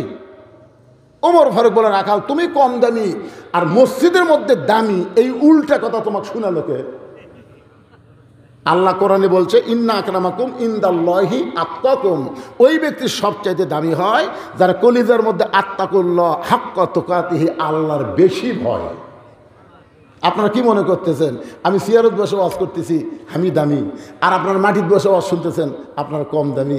এটা কখনোই না। দেখা যাবে আমাদের মতন বহু বক্তাকে আল্লাহ জাহান্নাম দিচ্ছে, আর আপনাদের মতন শ্রোতাদেরকে আল্লাহ জান্নাত দিচ্ছে। আমাকেও ওয়াজ শুনে আপনারা আমল করে আপনারা যাবেন জান্নাতে, আর আমরা বক্তারা যাবো জাহান্নামে। কি মনে করেন নিচে থাকলে কম দাম?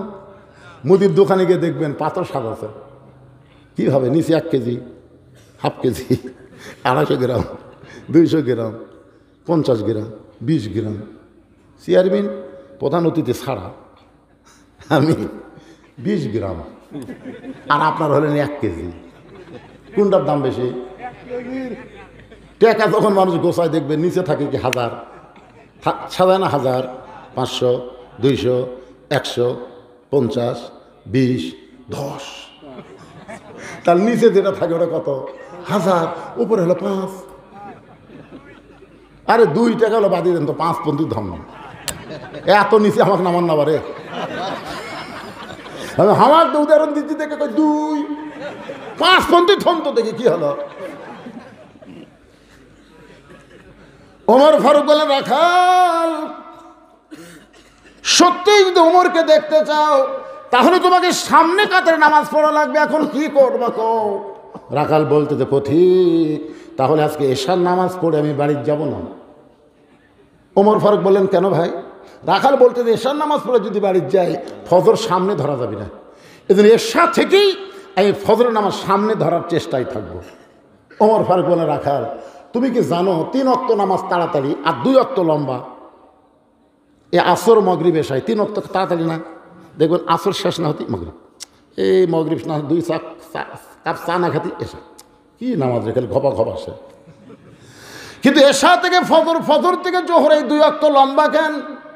রাখাল বলে, পথিক আমি তো বলতে পারবো না। ওমর ফারুক বলে, তাহলে শোনো, ফজর থেকে জোহর আল্লাহ লম্বা সময় দেওয়ার কারণ হলো ওই সময়ের মধ্যে ব্যবসা বাণিজ্য করবা, চাকরি বাকরি করবা, খেতে খামারে কাজকাম করবা, কুলি মজুরি করবা।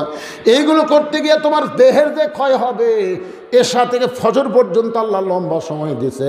এই লম্বা সময়ের মধ্যে ঘুম পারলে ঘুমের মাধ্যমে ওই ক্ষয়টা আল্লাহ পুরা করে দিবে।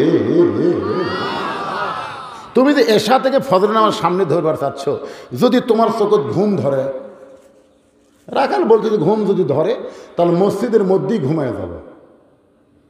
ওমর ফারুক চেহারা রক্তের মতো লাল করে বলে, রাখাল মসজিদের মধ্যে ঘুম পাড়ার দলিল দে। তুই যে মসজিদের মধ্যে ঘুমাবো তার একটা দলিল থাকা লাগবে না? কথা কান ভাই, মসজিদের মধ্যে ঘুমানোর দলিল থাকা লাগবে না? ঘুম তো দূরের কথা, জোহরনাথপুরা সবাই চলে গেছে, ওরা 3 জন 4 ফ্যান দিয়ে গল্প করতেছে। 1-1 ঘন্টা হয় গল্প ছাড়ে না। ফেরেশতারা বলতেছে, আল্লাহ সবাই চলে গেল, ফাইজা কুদিয়াতিস সালাহ ফান্তাশিরু ফিল আরদ, সবাই জমিনে চলে গেল, এরা 3 জন 4 ফ্যান দিয়ে গল্প করে, এর রেজাল্ট কি? আল্লাহ বলতেছে, ওরা গল্প করার সময় মাথার উপর যে ফ্যান ঘুরিছে, ওই ফ্যানের কারেন্টের বিল এই 3 জন আলাদাভাবে না দেওয়া পর্যন্ত জান্নাতে যাওয়ার পারবে না, কারণ মসজিদ ওর বাপের গল্পের আড্ডা মারার জায়গা না। জোরে কথা বলেন না কার ভাই? কি মসজিদ? আগে আমরা ছোটবেলায় কাঁচা পেঁয়াজ খেয়ে একবার আমি গেছিলাম আমার দাদার কাছে, কেবল খারাপ হয়েছি, পেঁয়াজের গন্ধ পায়, দাদা তো আমাদের মধ্যে আছে, কুনা মারতেছে। আমি যেটি যাই আরেকজনের কাছে গেছি, উঁয়ে পাশে মুখর থেকে পেঁয়াজের গন্ধ আসতেছে।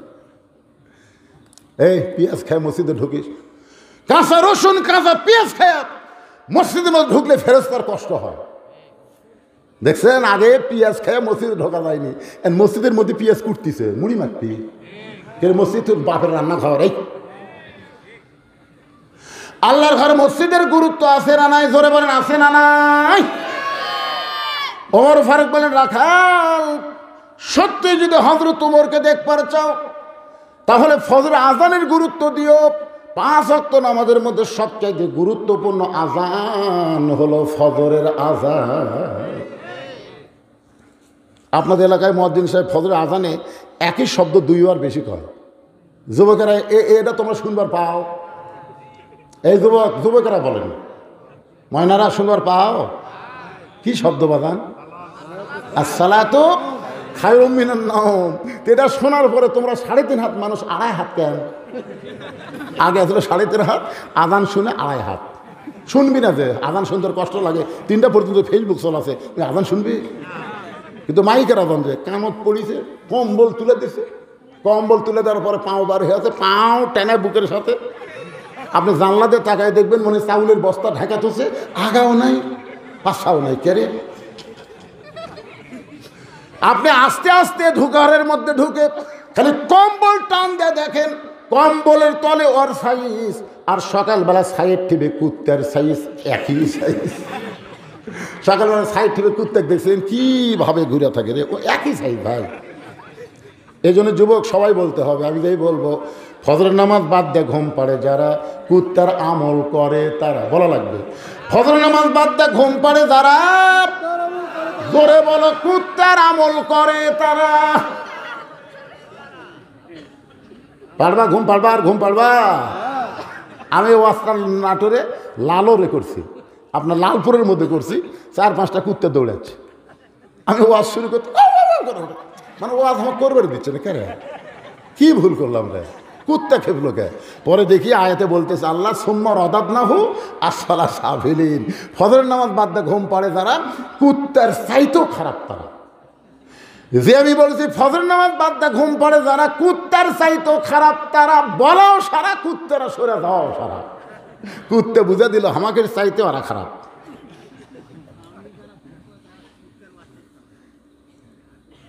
পাগলা এবার কুটি কুইটা বলে রে।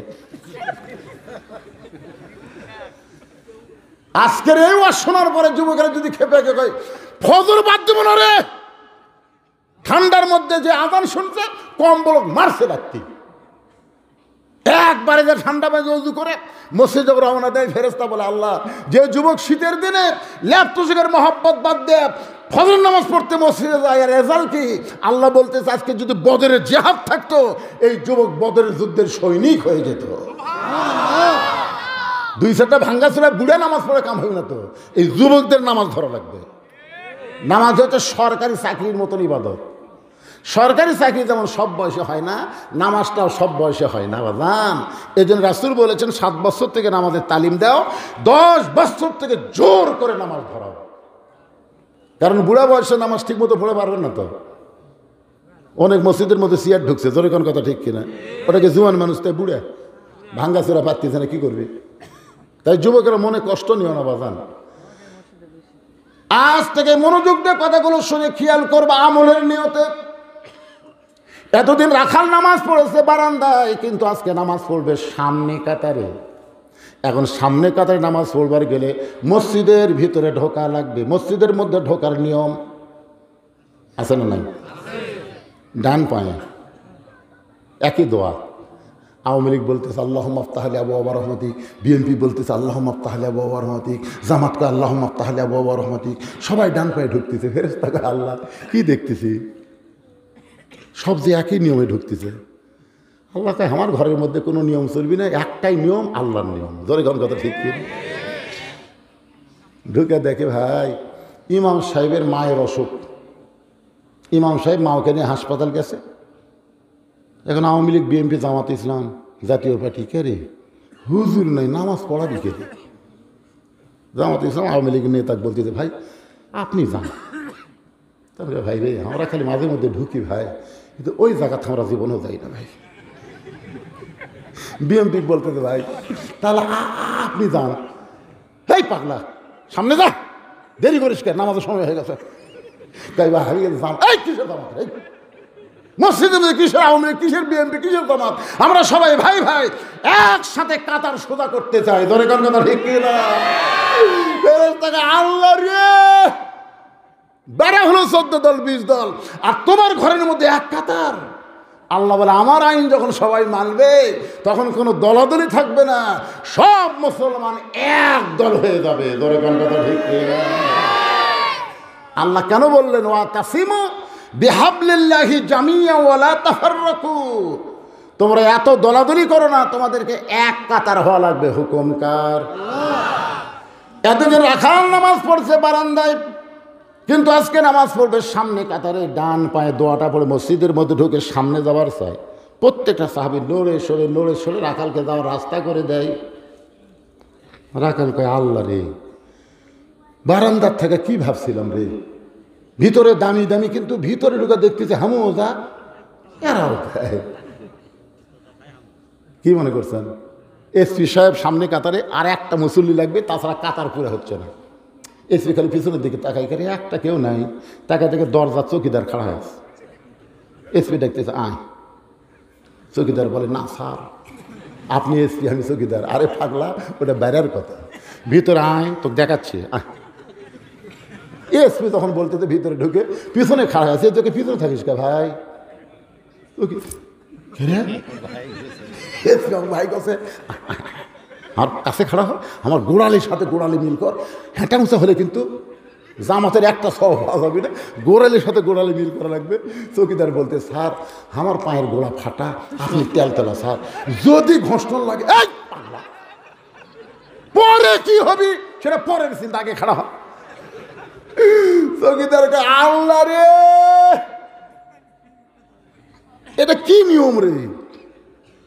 দুই পায়ের গোড়ালি এক হয়ে যায়। ভিতরে যখন ঢুকবেন তখন আর কোনো চিন্তা নাই। ফর্সার কাছে কালো, কালোর কাছে ফর্সা, নেতার কাছে চামচা, চামচার কাছে নেতা, ধনীর কাছে গরিব। জোরে বলেন ঠিক কিনা?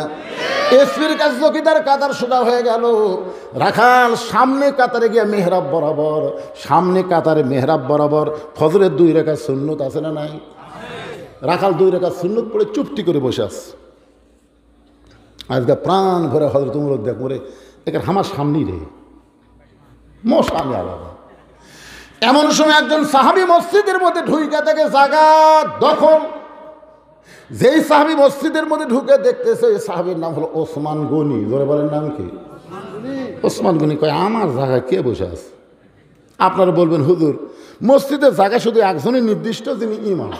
তো ইমাম তো উমর, তাহলে ওসমান গনির জায়গা নির্দিষ্ট হলো কেমনে? ওসমান গনি যে বলতেছে আমার জায়গাত কে বসে আছে, এটা আল্লাহ রাসূল করে দিয়ে গেছে। আল্লাহ রাসূল বলেছেন আমি যতদিন ইমামতি করব, আমি বরাবর যিনি পিছনে দাঁড়াবে তার নাম হলো আবু বকর। আবু বকর যখন ইমাম হবে, আবু বকর বরাবর যিনি দাঁড়াবে তার নাম হলো উমর।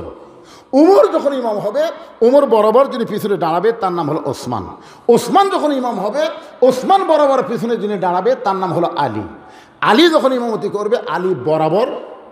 এই বরাবর বলার পরে নবী কারো নাম বলে না। সাহাবা বললেন ইয়া রাসূলুল্লাহ, হযরত আলী যখন ইমামতি করবে, আলী বরাবর পিছনে কে দাঁড়াবে? রাসূল বললেন, মা ইয়ান্তিকু আনিল হাওয়া ইন হুয়া ইল্লা ওয়াহয়ুন ইউহা। আমি নবী ততক্ষণ বলতে পারি না যতক্ষণ আল্লাহ না বলায়।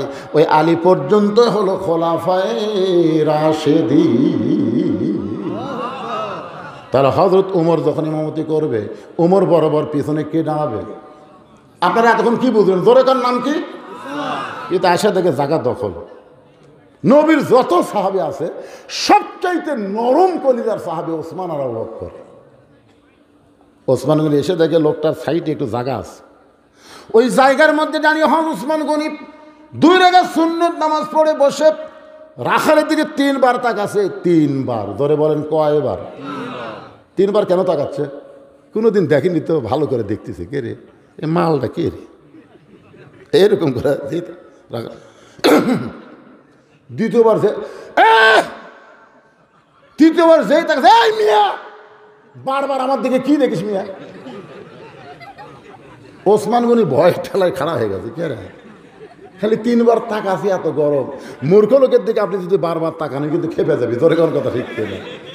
ভুল করা যান ভ্যানালার দিকে 2 বার তাকান না। আমি একবার তাকাছি, হুজুর মোশন হচ্ছে নাকি? না রে ভাই, চেনা চেনা লাগতেছে। ভালো মতো তাকা থাকেন, বারবার তাকান কে? ওসমান গনি লাফ দিয়ে উঠছে, উঠে বলতেছে, ভাইজান কোনোদিন তোমাকে সামনে কাতারে দেখে নাই, আজকে প্রথম দেখতেছি, এই জন্য 3 বার তাকাইছি। এত গরম কেন? তোমার পরিচয় কি? বলে, আমার পরিচয় হলো আমি একজন রাখাল। যেই বলছে রাখাল, ওসমান গনি মুচকি মুচকি হাসতেছে।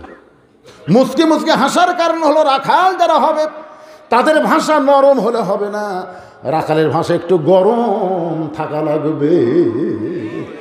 আপনি ছাগল গরু নিয়ে মাঠে গেছেন, ঘাস খাওয়া বাদ দিয়ে গরু যদি আবাদের দিকে যায়, আপনি যদি বলেন, বাবা গরু, বাবা গরু ওদিকে যাস না বাবা, ওদিকে আবাদ আছে, ময়না যাস না রে, ওই শুনবি। আর যদি বলে, এই গরু, আর এক ধাপ যদি পা তুলিস, এই লাঠি দেখ। গরু কিন্তু মানুষের যাতে ভালো শোনে, ঘাড় কাত করে দেখে আবার ঘাসের দিকে চলে আসবে, আবাদ খাবে না। আল্লাহ রাসূল বলেছেন, প্রত্যেকটা অভিভাবককে আল্লাহ তাআলা দুনিয়াতে রাখালের দায়িত্ব দিয়ে প্রেরণ করেছে। প্রত্যেকটা অভিভাবককে আল্লাহ রাখালের দায়িত্ব দিয়েছে। এখন আপনারা চিন্তা করতেছেন, হুজুর আমাদের তো গরু ছাগল নাই, আমরা কার রাখালি করব? আপনি চোখ বন্ধ করে দেখেন, আছে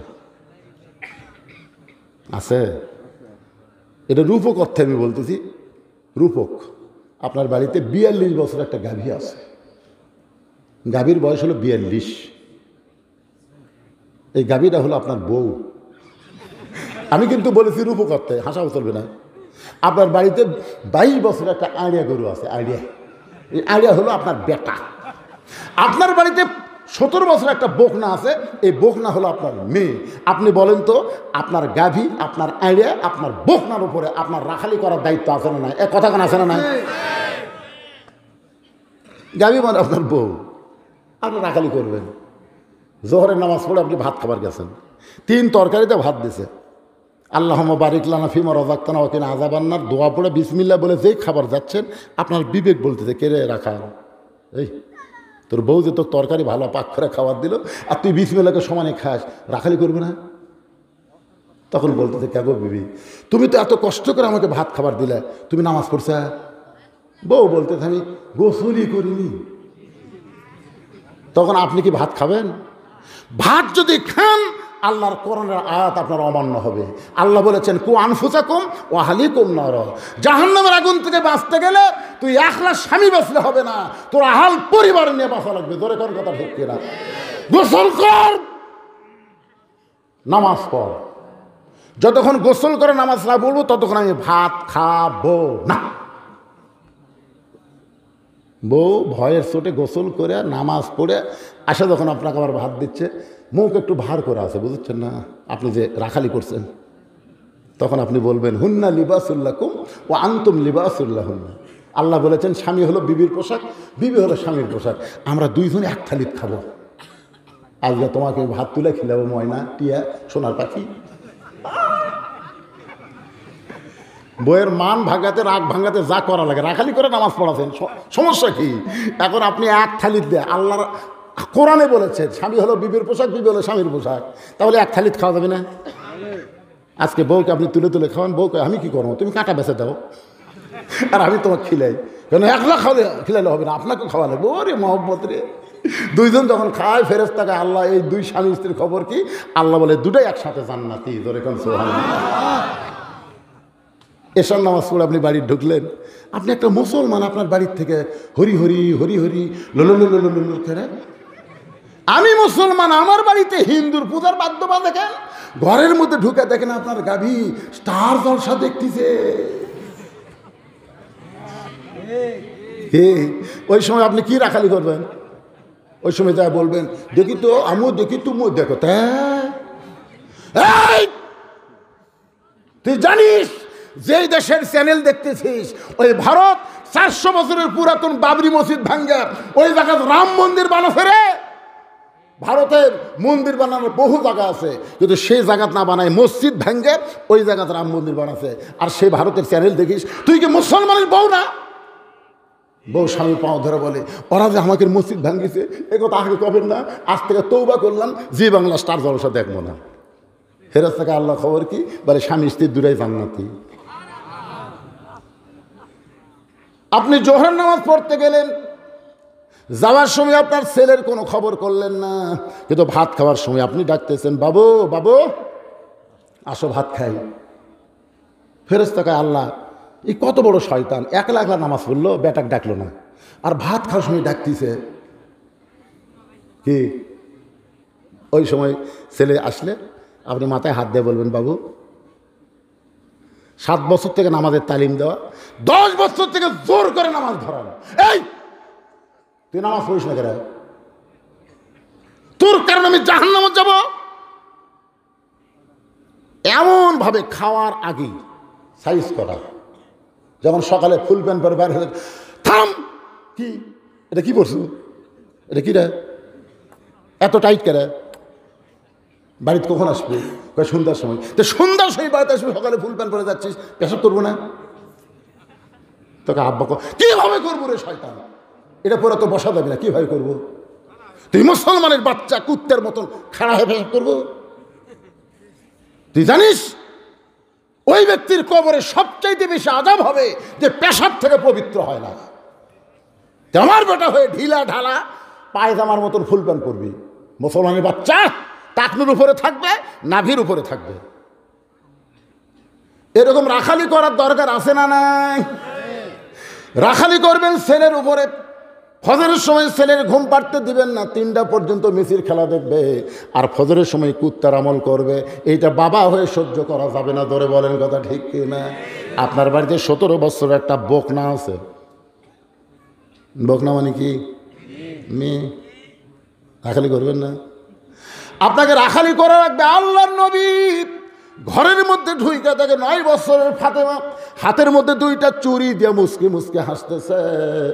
নবী আর ঘরের মধ্যে থাকলেন না, ঘর থেকে বাইরে গেলেন। ফাতেমা চমকে গেল, যেই বাবা ঘরের মধ্যে ঢুকে আমাকে মা মা বলে আদর করে, সেই বাবা ঘর থেকে কেন বাইরে যায়? বারান্দায় গিয়ে তাকায় দেখে নবীর চোখ দিয়ে দর দর করে পানি পড়তেছে। ফাতেমা বলে, বাবা কি দুঃখ আপনার মনে, এমন করে কেন কাঁদতেছেন? রাসূল বলে, ফাতেমা যে দুনিয়াতে সাজবে মা, আল্লাহ তার আখিরাতের শ্বাস কমায় দিবে। বলার সঙ্গে সঙ্গে ফাতেমা হাতের 2টা চুরি খুলে মাটির ফাইলা দেয়। নবী দৌড়ে গিয়ে চুরি 2টা করে জামার পকেটের মধ্যে ঢুকায়। ফাতেমা বলে, বাবা যেই চুরি হাতে দেওয়ার কারণে আপনি ঘরে থাকলেন না, বারান্দায় কাঁদলেন, সেই চুরি ফাইলা দিলাম কেন পকেটের মধ্যে ঢুকালেন? রাসূল বলে, ফাতেমা আয় আয়, তুই আমার কাছে আয়। নবী মেয়েকে কাছে নিয়ে বলতেছে, মা একদিন তোর কানে কানের দুল পরায় দিব, একদিন তোর নাকে নাকফুল পরায় দিব, একদিন তোর গলাত মালা পরায় দিব। ফাতেমা বলেন, বাবা কবে কবে? আল্লাহর নবী বললেন, যেদিন তোমার বিবাহ হবে। ও ফাতেমা, মেয়েরা কেবলমাত্র এক ব্যক্তির জন্য সাজতে পারবে মা, সেই ব্যক্তি হলো তার স্বামী। স্বামী ছাড়া কোনো পরপুরুষের জন্যে নারীদের সাজা চলবে না। তাহলে আপনার 17 বছরের মেয়েদের হাইহিল পরে কিলকিল করে গোটা মোর গ্রাম ঘুরতে চায়। কি কথা কয় না রে বা, কথা কয় না রে। রাখালি করবেন না? নবী যদি তার মেয়েকে রাখালি করতে পারে, নবীর উম্মত হয়ে আপনি কি এমন মরদ হলেন? আপনার মেয়েকে আপনি কি বানাবেন? পরিমণি বানাবেন না ফাতেমা বানাবেন? আজকে আপনাকে সিদ্ধান্ত নেওয়া লাগবে। ধরে কোন কথা কেনা কথা বলে, আপনার একটা মেয়ের জন্য গোটা পাড়ার ছেলেরা নষ্ট হয়ে গেল। হাজার ছেলে মানুষের কোনো ক্ষতি করতে পারবে না, একটা মেয়ে হাজার ছেলেকে নষ্ট করতে পারবে। ধরে কোন কথা বলেন না কেন ভাই? এক পরিমণি গোটা বাংলাদেশের যুবকদের নষ্ট করছে। হিরে যুবক, এই সোনার যুবকগুলো একটাও পাড়ায় পাড়ায় ঘুরবে না, সব মসজিদের বারান্দার যাবে। জানেন আপনি?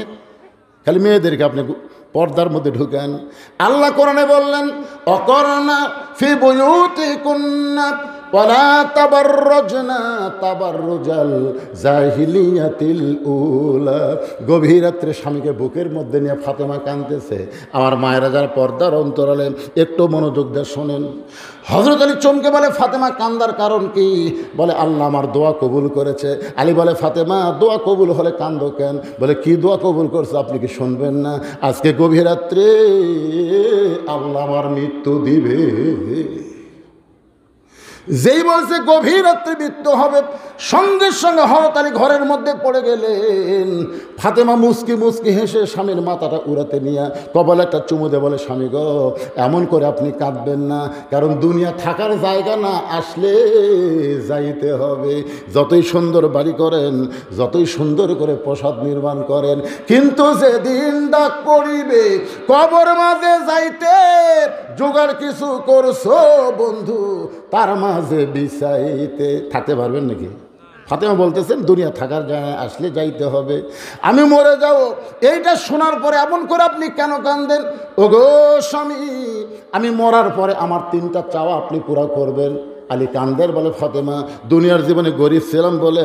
এ মুরব্বী আবার কি শুরু করলো? এটা কি রে মুরব্বী? না না না, দরকার নেই। এত মধ্যে বসেছে, কত এত মাঝখানে ওনাকে বসতে দিচ্ছেন। এরকম মুরব্বীগুলো যদি মাঝে মধ্যে ওঠে তো কান্ত সারা না, ওনাকে হয়তো হাজত বোঝেন না। হ্যাঁ ঠিক আছে, একটা কাজে এই সময় কেউ ওঠে নাকি? খুব বিপদে আছে। শোনেন ভাইজান, শোনেন একটা কথা বলি। আপনারা রাত 9টার সময় যখন ঘুমাতে যান, আপনারা কি পেশাব সহকারে বিছনাত যান না পেশাব থুয়া যান? বাইরে থুয়া যান না? বাথরুমে পেশাব টেশাব করে, যে পেশাবের কারণে আমার আরামের ঘুমটা যেন নষ্ট না হয়, এই জন্য একেবারে যেভাবে করা দরকার করিয়া তারপরে বিছনাত ঘুমাতে যান। আপনি ঘুমের দাম বুঝলেন ভাই, কিন্তু আল্লাহর কোরআনের দাম বুঝলেন না। ঘুমের আগে যেমন পেশাব করে আপনি ঘুমাতে গেলেন, ওয়াজ শোনার আগেও আপনাদেরকে পেশাব করে সাইজ হয়ে আসা বসা দরকার। জোরে কোন কথা ঠিক কিনা? না সবাই সাইজে আছে, ওই একটা মুরব্বী এখন কি করবেন কম?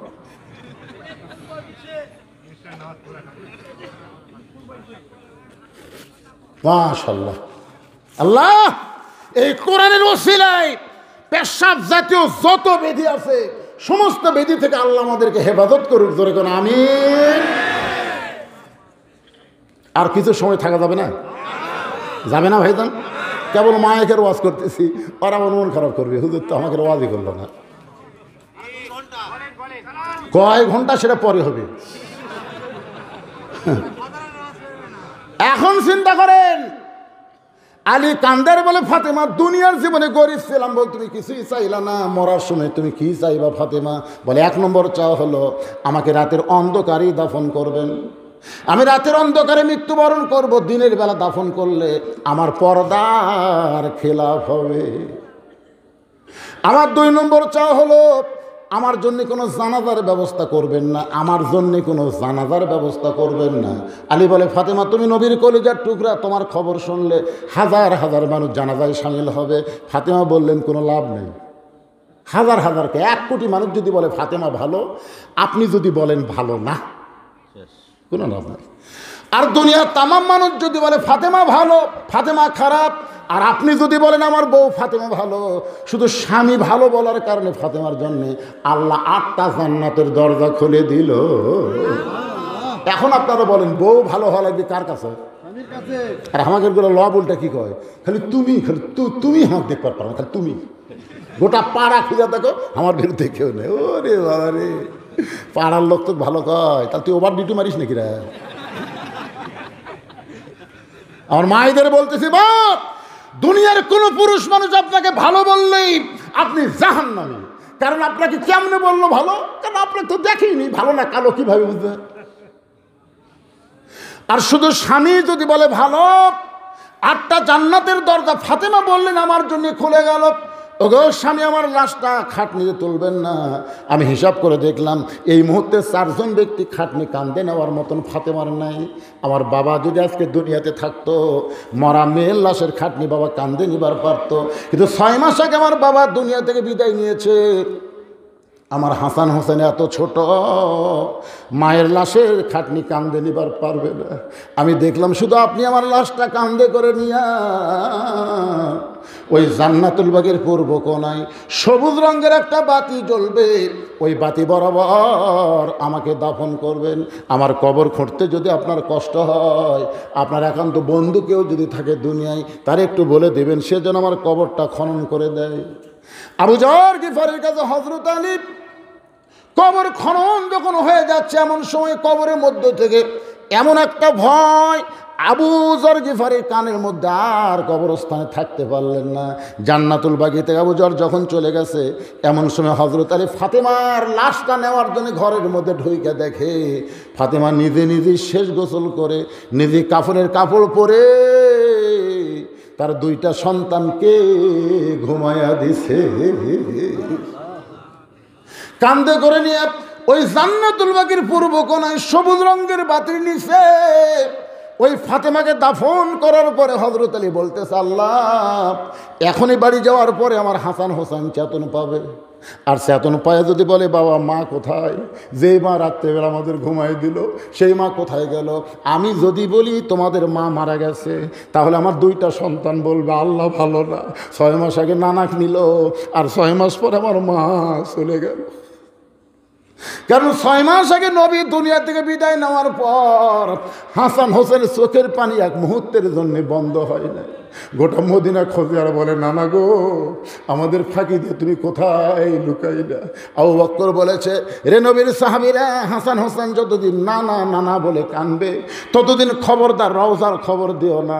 ওরা 2 ভাই নবীর রওজার পাশে এসে যদি নানা নানা বলে চিৎকার করে, আমি আবু বকর বলতেছি নবীর ঘুম ভেঙে যাবে।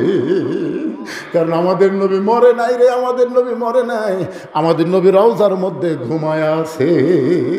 ইসলামের আলো জ্বলায়া দিয়া নবী ঘুমায়া আসেন সোনার মদিনায়। এই গজলটা গাইলে গুনাহ হবে না? কি কবেন, মরে আছে? তাহলে সবাই জবান খুলে বলেন, ইসলামের পতাকা উড়াইয়া দিয়া নবী শুইয়া আসেন সোনার মদিনায়। আল্লাহ, এখনই যখন বাড়ি যাব, হাসান হোসেন যদি বলে আমাদের মা কোথায়, আমি যদি বলি তোমাদের মা মরে গেছে, ওরা 2 ভাই বলবে মার কবরটা কোন জায়গায়? আমি যদি কবর দেখায় দেই, 2 ভাই কানতে কানতে সকাল হবে, গোপনে রাত্রেবেলা কবর দিয়ে কী লাভ হলো? মদিনার মানুষেরা তো জানতে পারবে হাসান হোসেন কানতেছে, ওইটাই হলো ফাতেমার কবর। আল্লাহ গো, এখন আমি আলী কি করব? আল্লাহ, আমি আলী কি করব? এমন সময় সবুজ রঙের বাতি নিভে যায়, কিছুক্ষণ পরে একটু আলোতে দেখতে পায় একটাও নতুন কবর নাই, সব পুরাতন কবর। এখনই ফাতেমারে কবর দিলাম, সেই নতুন কবরটা গেল কোন জায়গায়? তাহলে কবরের মধ্যে ফাতেমার কবর কোথায়? ফাতেমার কবর কোথায় গেল? এখনই নিজের হাতে কবর দিলাম, সেই কবরটা কোথায় গেল? ডাক দে বলে, আলী রে, ফাতেমা পর্দানিশি, আমি আল্লাহ জহুরা ডিগ্রি দিয়া ফাতেমার কবরটাকে কিয়ামত পর্যন্ত পর্দা করে দিয়েছি। সাইদাতুন নিসায়ে আহলেল জান্নাহ ফাতেমাতুজ জোহরা।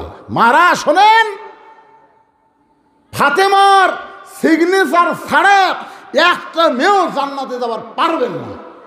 এটা হাসিনা নামা, এটা জান্নাতি নারীদের নেত্রী হলো ফাতেমা। ধরে কথা বলেন, প্রতিদিন জুম্মার দিনে সানি খুতবা শোনেন না আপনারা?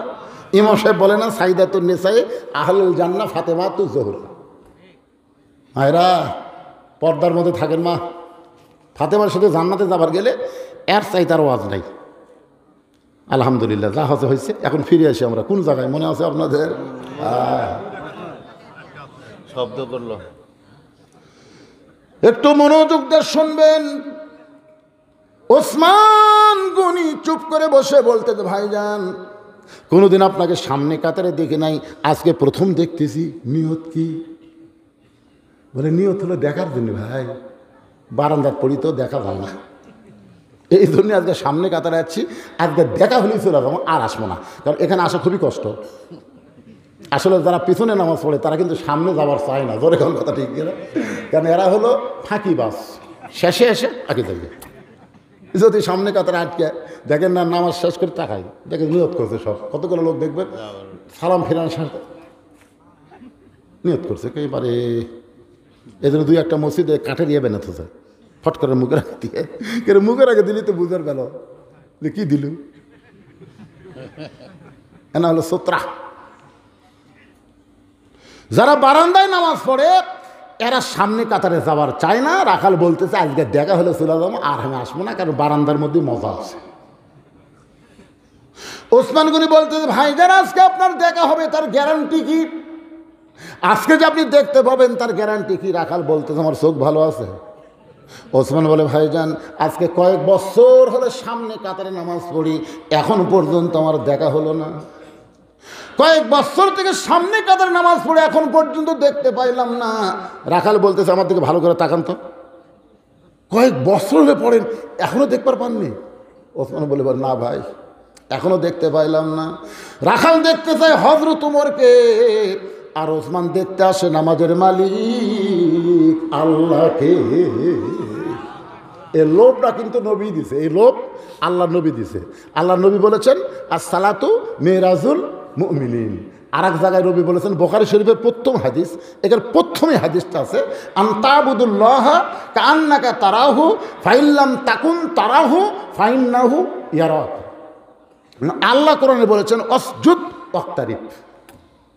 আল্লাহ রাসূল বলেছেন কোনো বান্দা যখন নামাজে শামিল হবে, ওই বান্দা তখন নামাজের মালিক আল্লাহকেই দেখতে পাবে। আল্লাহকে দেখা যদি সম্ভব না হয় তাহলে আল্লাহ তাকে দেখতেছে, এই বিশ্বাস তার কলিজার মধ্যে ঢুকে যাবে। জোরে কোন সুবহানাল্লাহ। ওসমান গনি কয়েক বছরের সামনে আসে কাক দেখার জন্যে? আরো জোরে। আর রাখাল আইছে আল্লাহওয়ালা হযরত ওমরকে দেখার জন্যে। ওসমান গনি বলতেছে ভাই কয়েক বছরের সামনে কাতার নামাজ পড়ে এখন পর্যন্ত দেখা হলো না। রাখাল বলতেছে আমার হাত ধর, আর হাত ধর, আমি নিজেও দেখবো এবং তোকেও দেখে দেবো। কি রে দেখা যাবি না মানে? দেখার বাপ যাবি, আমার হাত ধর। ওসমান গনিকে বলতেছে আমার হাত ধর, আমি নিজেও দেখবো তোমাকেও দেখায় দিব। এমন সময় ওসমান গনির কাছে আল্লাহর কোরআন বলতেছে ইয়া আইয়ুহাল্লাযীনা আমানুত্তাকুল্লাহা ওয়া কুনু মা'আস সাদিকিন। আয়াতের বাংলা অর্থ জানেন? জীবনদারেরা আল্লাহর ভয় যদি কলিজার মধ্যে রাখতে চাও তাহলে সত্যবাদীদের তোমরা সাথী হও, সত্যবাদীদের দল করো, সত্যবাদীকে সমর্থন করো। বাংলাদেশে সত্যবাদী আছে না নাই? জনগণ আছে না নাই? যারা মানুষের কথা বলে না, আল্লাহর কোরআনের কথা বলে, তাদের সঙ্গে থাকার কথা আল্লাহ বলেছেন অকুনু মা'আস সাদিকিন। কোরআন শরীফ তেলাওয়াত করে সবাই কি বলে? সাদাকাল্লাহ। সাদাক বলে কি বলে না? সাদাকাল্লাহ মানে কি? এর চাইতে সত্য আর কি হতে পারে? ওসমান গনি রাখালের হাতটা ধরে বসে আছেন, মনের মধ্যে বড় আশা, নিজের যোগ্যতায় দেখতে পাইনি, কিন্তু এমন একজন আল্লাহওয়ালা পাইছি যে নিজেও দেখবে এবং আমাকেও দেখায় দেবে, এই বিশ্বাস করে রাখালের হাতটা ধরে বসে আছেন। কিছুক্ষণ পরে যখন জামাতের সময় হয়েছে, এমন সময় মুয়াজ্জিন আকামত শুরু করেছে। মুয়াজ্জিন যেই মাত্র আকামত শুরু করেছে, এমন সময় হযরত ওমর মেহরাবের মধ্যে ঢুকছে। আকামত দেওয়া মাত্রই হযরত ওমর মেহরাবের মধ্যে ঢুকলো। আপনারা বলেন তো কোন দিক দিয়ে ঢুকছে? আমাদের বাংলাদেশে ইমাম ঢোকে মসজিদের দরজা দিয়ে, আর কোরআন দিয়ে যখন বাংলাদেশ চলবে তখন দরজা দিয়ে ইমাম ঢোকা লাগবে না, কারণ ইমাম হবে এমপি, ইমাম হবে মন্ত্রী, ইমাম হবে চেয়ারম্যান, ইমাম হবে মেম্বার। মানে প্রত্যেকটা নেতাকে ইমামতি করে তারপরে ভোট চাওয়া লাগবে। জনগণ বলবি আপনি তো ইলেকশনে আসতেছেন, ভাই কোন মসজিদের ইমাম? আমি তো ইমামতি করি না। এটা আল্লাহর কোরআন যখন চালু হবে তখনকার কথা বলতেছি, এখনকার কথা না। আর চেয়ারম্যান সাহেব মন খারাপ করলে হবে না তো। তখনকার কথা বলতেছে, আমাকে আশা আসে না, দরকার আসে না। মেহরাব বরাবর ছোট্ট একটা দরজা থাকবে, ওই দরজা দিয়ে হযরত উমর মেহরাবের মধ্যে ঢুকছে। রাখাল খালি বলতেছে, কে রে? এটাই তো আমাকে উমর দেখার কথা কইল রে। ই তো যেই মাত্র রাখাল মুয়াজ্জিন বলেছে কদ কামাতিস সালাহ, কদ কামাতিস সালাহ, সঙ্গে সঙ্গে রাখাল আল্লাহু আকবার। ওসমান গনি রাখালের হাত ছাড়া দিয়ে বলতে, কে রে ভাই, কি হলো? ইমাম সাহেব ভুল করলে মানুষ লোকমা দেয়, এখন আকামতি শেষ হয় নাই আর তুমি আল্লাহু আকবার লোকমা দিলে। রাখাল বলে, এই জন্যই তো তুই কানা, এই জন্যই দেখ পারে, সে দেখ পারপাস না। আমি কি জন্য লোকমা দিলাম মিয়া, তুই জানিস না? তৃতীয় কাতারে একজন সাহাবী ছিল, দৌড়ে এসে রাখালের হাতটা হেঁচকা টান দিয়ে বলে, পাগল, প্রথম তোকে দেখে আমার সন্দেহ হয়েছে। এই পাগল, এতক্ষণ হাত ধরে যেই মানুষটা তোর সঙ্গে ছিল ওই মহামানবকে তুই চিনিস? রাখাল বলতেছে, আমি ভিতরের কাউরে চিনি না, আমি বারান্দাত নামাজ পড়ি, ভিতরের কাউরে তো আমি চিনি না। সাই বলে, পাগল রে, তুই যারে কানা কানা বলে তিরস্কার করতেছিস, ওই মানুষটা হলো আল্লাহর নবীর ডবল জামাই ওসমান গনি। নবীর ডবল জামাই কি গনি? ওসমান গনি। গনি মানে ধনী। কোরআনে আল্লাহ বলেছে, আল্লাহ গানিয়ুন ও আনতুমুল ফুকারা। রাসূল বলেছেন, ইল্লা ওসমানও গানিয়ুন। নবী একদিন বলেন, ওসমান, আল্লাহ তোমাকে কত সম্পদ দিছে, তুমি কি তার হিসাব জানো? ওসমান বলি, ইয়া রাসূলুল্লাহ, একটা হিসাব আমার কাছে আছে, সেটা হলো আমার যত সম্পদ আছে সমস্ত সম্পদ যে গুদামে রাখি, ওই গুদামে তালা দিয়ে চাবি টানতে একটা উট হিমশিম খায়। আমার কথা কি বুঝতে পারছেন? তো সুবহানাল্লাহ বলেন না কেন? মানে তালা দিয়ে, তালার যে চাবি, এই চাবি টানতে একটা উট হিমশিম খায়। তালা দেওয়ার পরে চাবি টানতে উট কখনো ক্লান্ত হয়ে পড়ে যায়। আল্লাহ রাসূল বললেন, ওসমান, এত সম্পদ আল্লাহ তোমাকে দিছে, যদি আল্লাহ ফেরত চায়, যদি আল্লাহ এই সম্পদগুলো ফেরত চায়, তুমি কি করবে? ওসমান দৌড়ে গিয়ে উটের রশি ধরে নবীর হাতে দিয়ে বললেন, ইয়া রাসূলুল্লাহ, খালি সম্পদ না, উটটাও আল্লাহ দিয়ে দিলাম। নবী কয়, ওসমান, সবই যদি আল্লাহ দেও, তোমার থাকলো কি? ওসমান বলে বলতেছে, আমার যা আছে, আমার ডান পাশে আল্লাহ, বাম পাশে মুহাম্মদ রাসূলুল্লাহ, এই দুইটা থাকলে আমার আর কোনো কিছুর দরকার নেই। সঙ্গে সঙ্গে নবী আসমানের তাকায় বলে, আল্লাহ আল্লাহ। চাহিবা মাত্র ওসমান তার বাহককে সব ফেরত দিল। এখন আমি নবী কি করব? আল্লাহ বলতে, যখন টেনশন করেন না, আমার জ্ঞানী ডিগ্রি আমি ওসমানকে দিয়ে দিলাম। চাহিবা মাত্র আর বাহককে ফেরত দিতে বাধ্য থাকিবে। এখন আপনাদের কাছে যে টাকা পয়সা সয় সম্পদ আছে, এগুলাকে আপনাদের না আল্লাহর? সবাই বলতেছেন না, আরো জোরে যাই বলবেন না, যাই বলতেছেন আল্লাহ মরার 5 দিন আগে ও বোবা করে দেবেন, ওর সবই ঠিক থাকবে, খালি করি।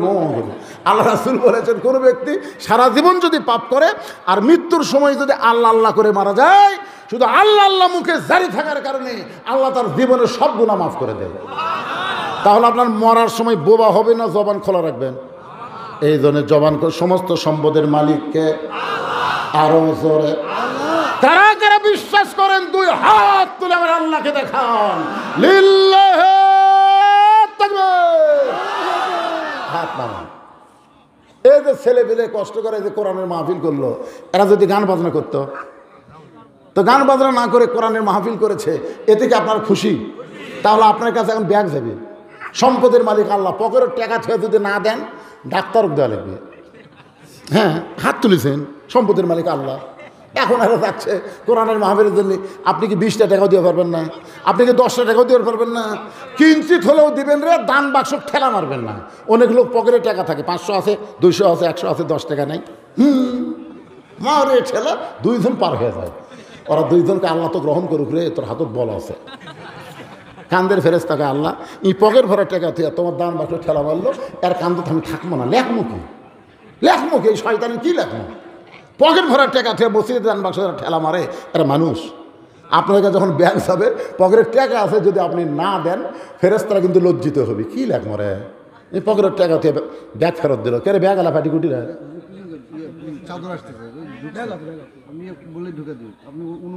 অনুমতি দেওয়া এত কোয়া লাগে নাকি? ইশারাতে কাম হয়। লাগবে না যুবকেরা, এখন পর্যন্ত আমাকে ব্যাস পড়াবার পারিস নি, এখনো পারেনি। ব্যাস কিনে না থোছে, হক পড়াবি, ভাইক পড়াবি, ই ভাইক পড়াবি, কিন্তু যার কাছে ব্যাস তো ওই হেরে গেছে। আরে পাগলা, ব্যাস না পড়াস না পড়া, ব্যাগলে নাম তো তোরা নামিছে, ব্যাগ আলার খুঁটি রে। এ আপনার পকেটে হাত দেন, ওরা ব্যাগলে বাড়াচ্ছে, আপনার পকেটে হাত দেন, দেন পকেটে হাত। কিসের ওয়াজ বাদ? ওয়াজ বাদ দেওয়ার কোনো গল্প হচ্ছে এটি?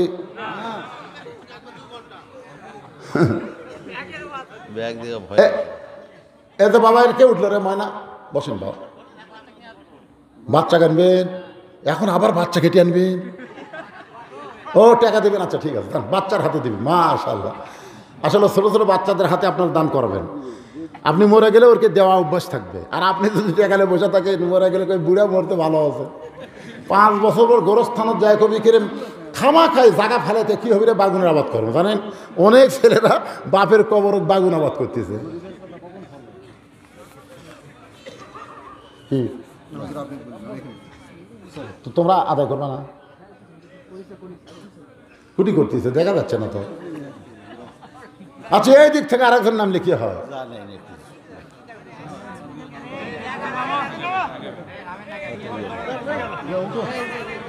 আমি কি চাচ্ছি, আমি চাচ্ছি শোনেন, যে আপনাকে যেই তারিখ আছে এই তারিখের মধ্যেই ওয়াজ শেষ করবেন। আর 2 মিনিট আছে,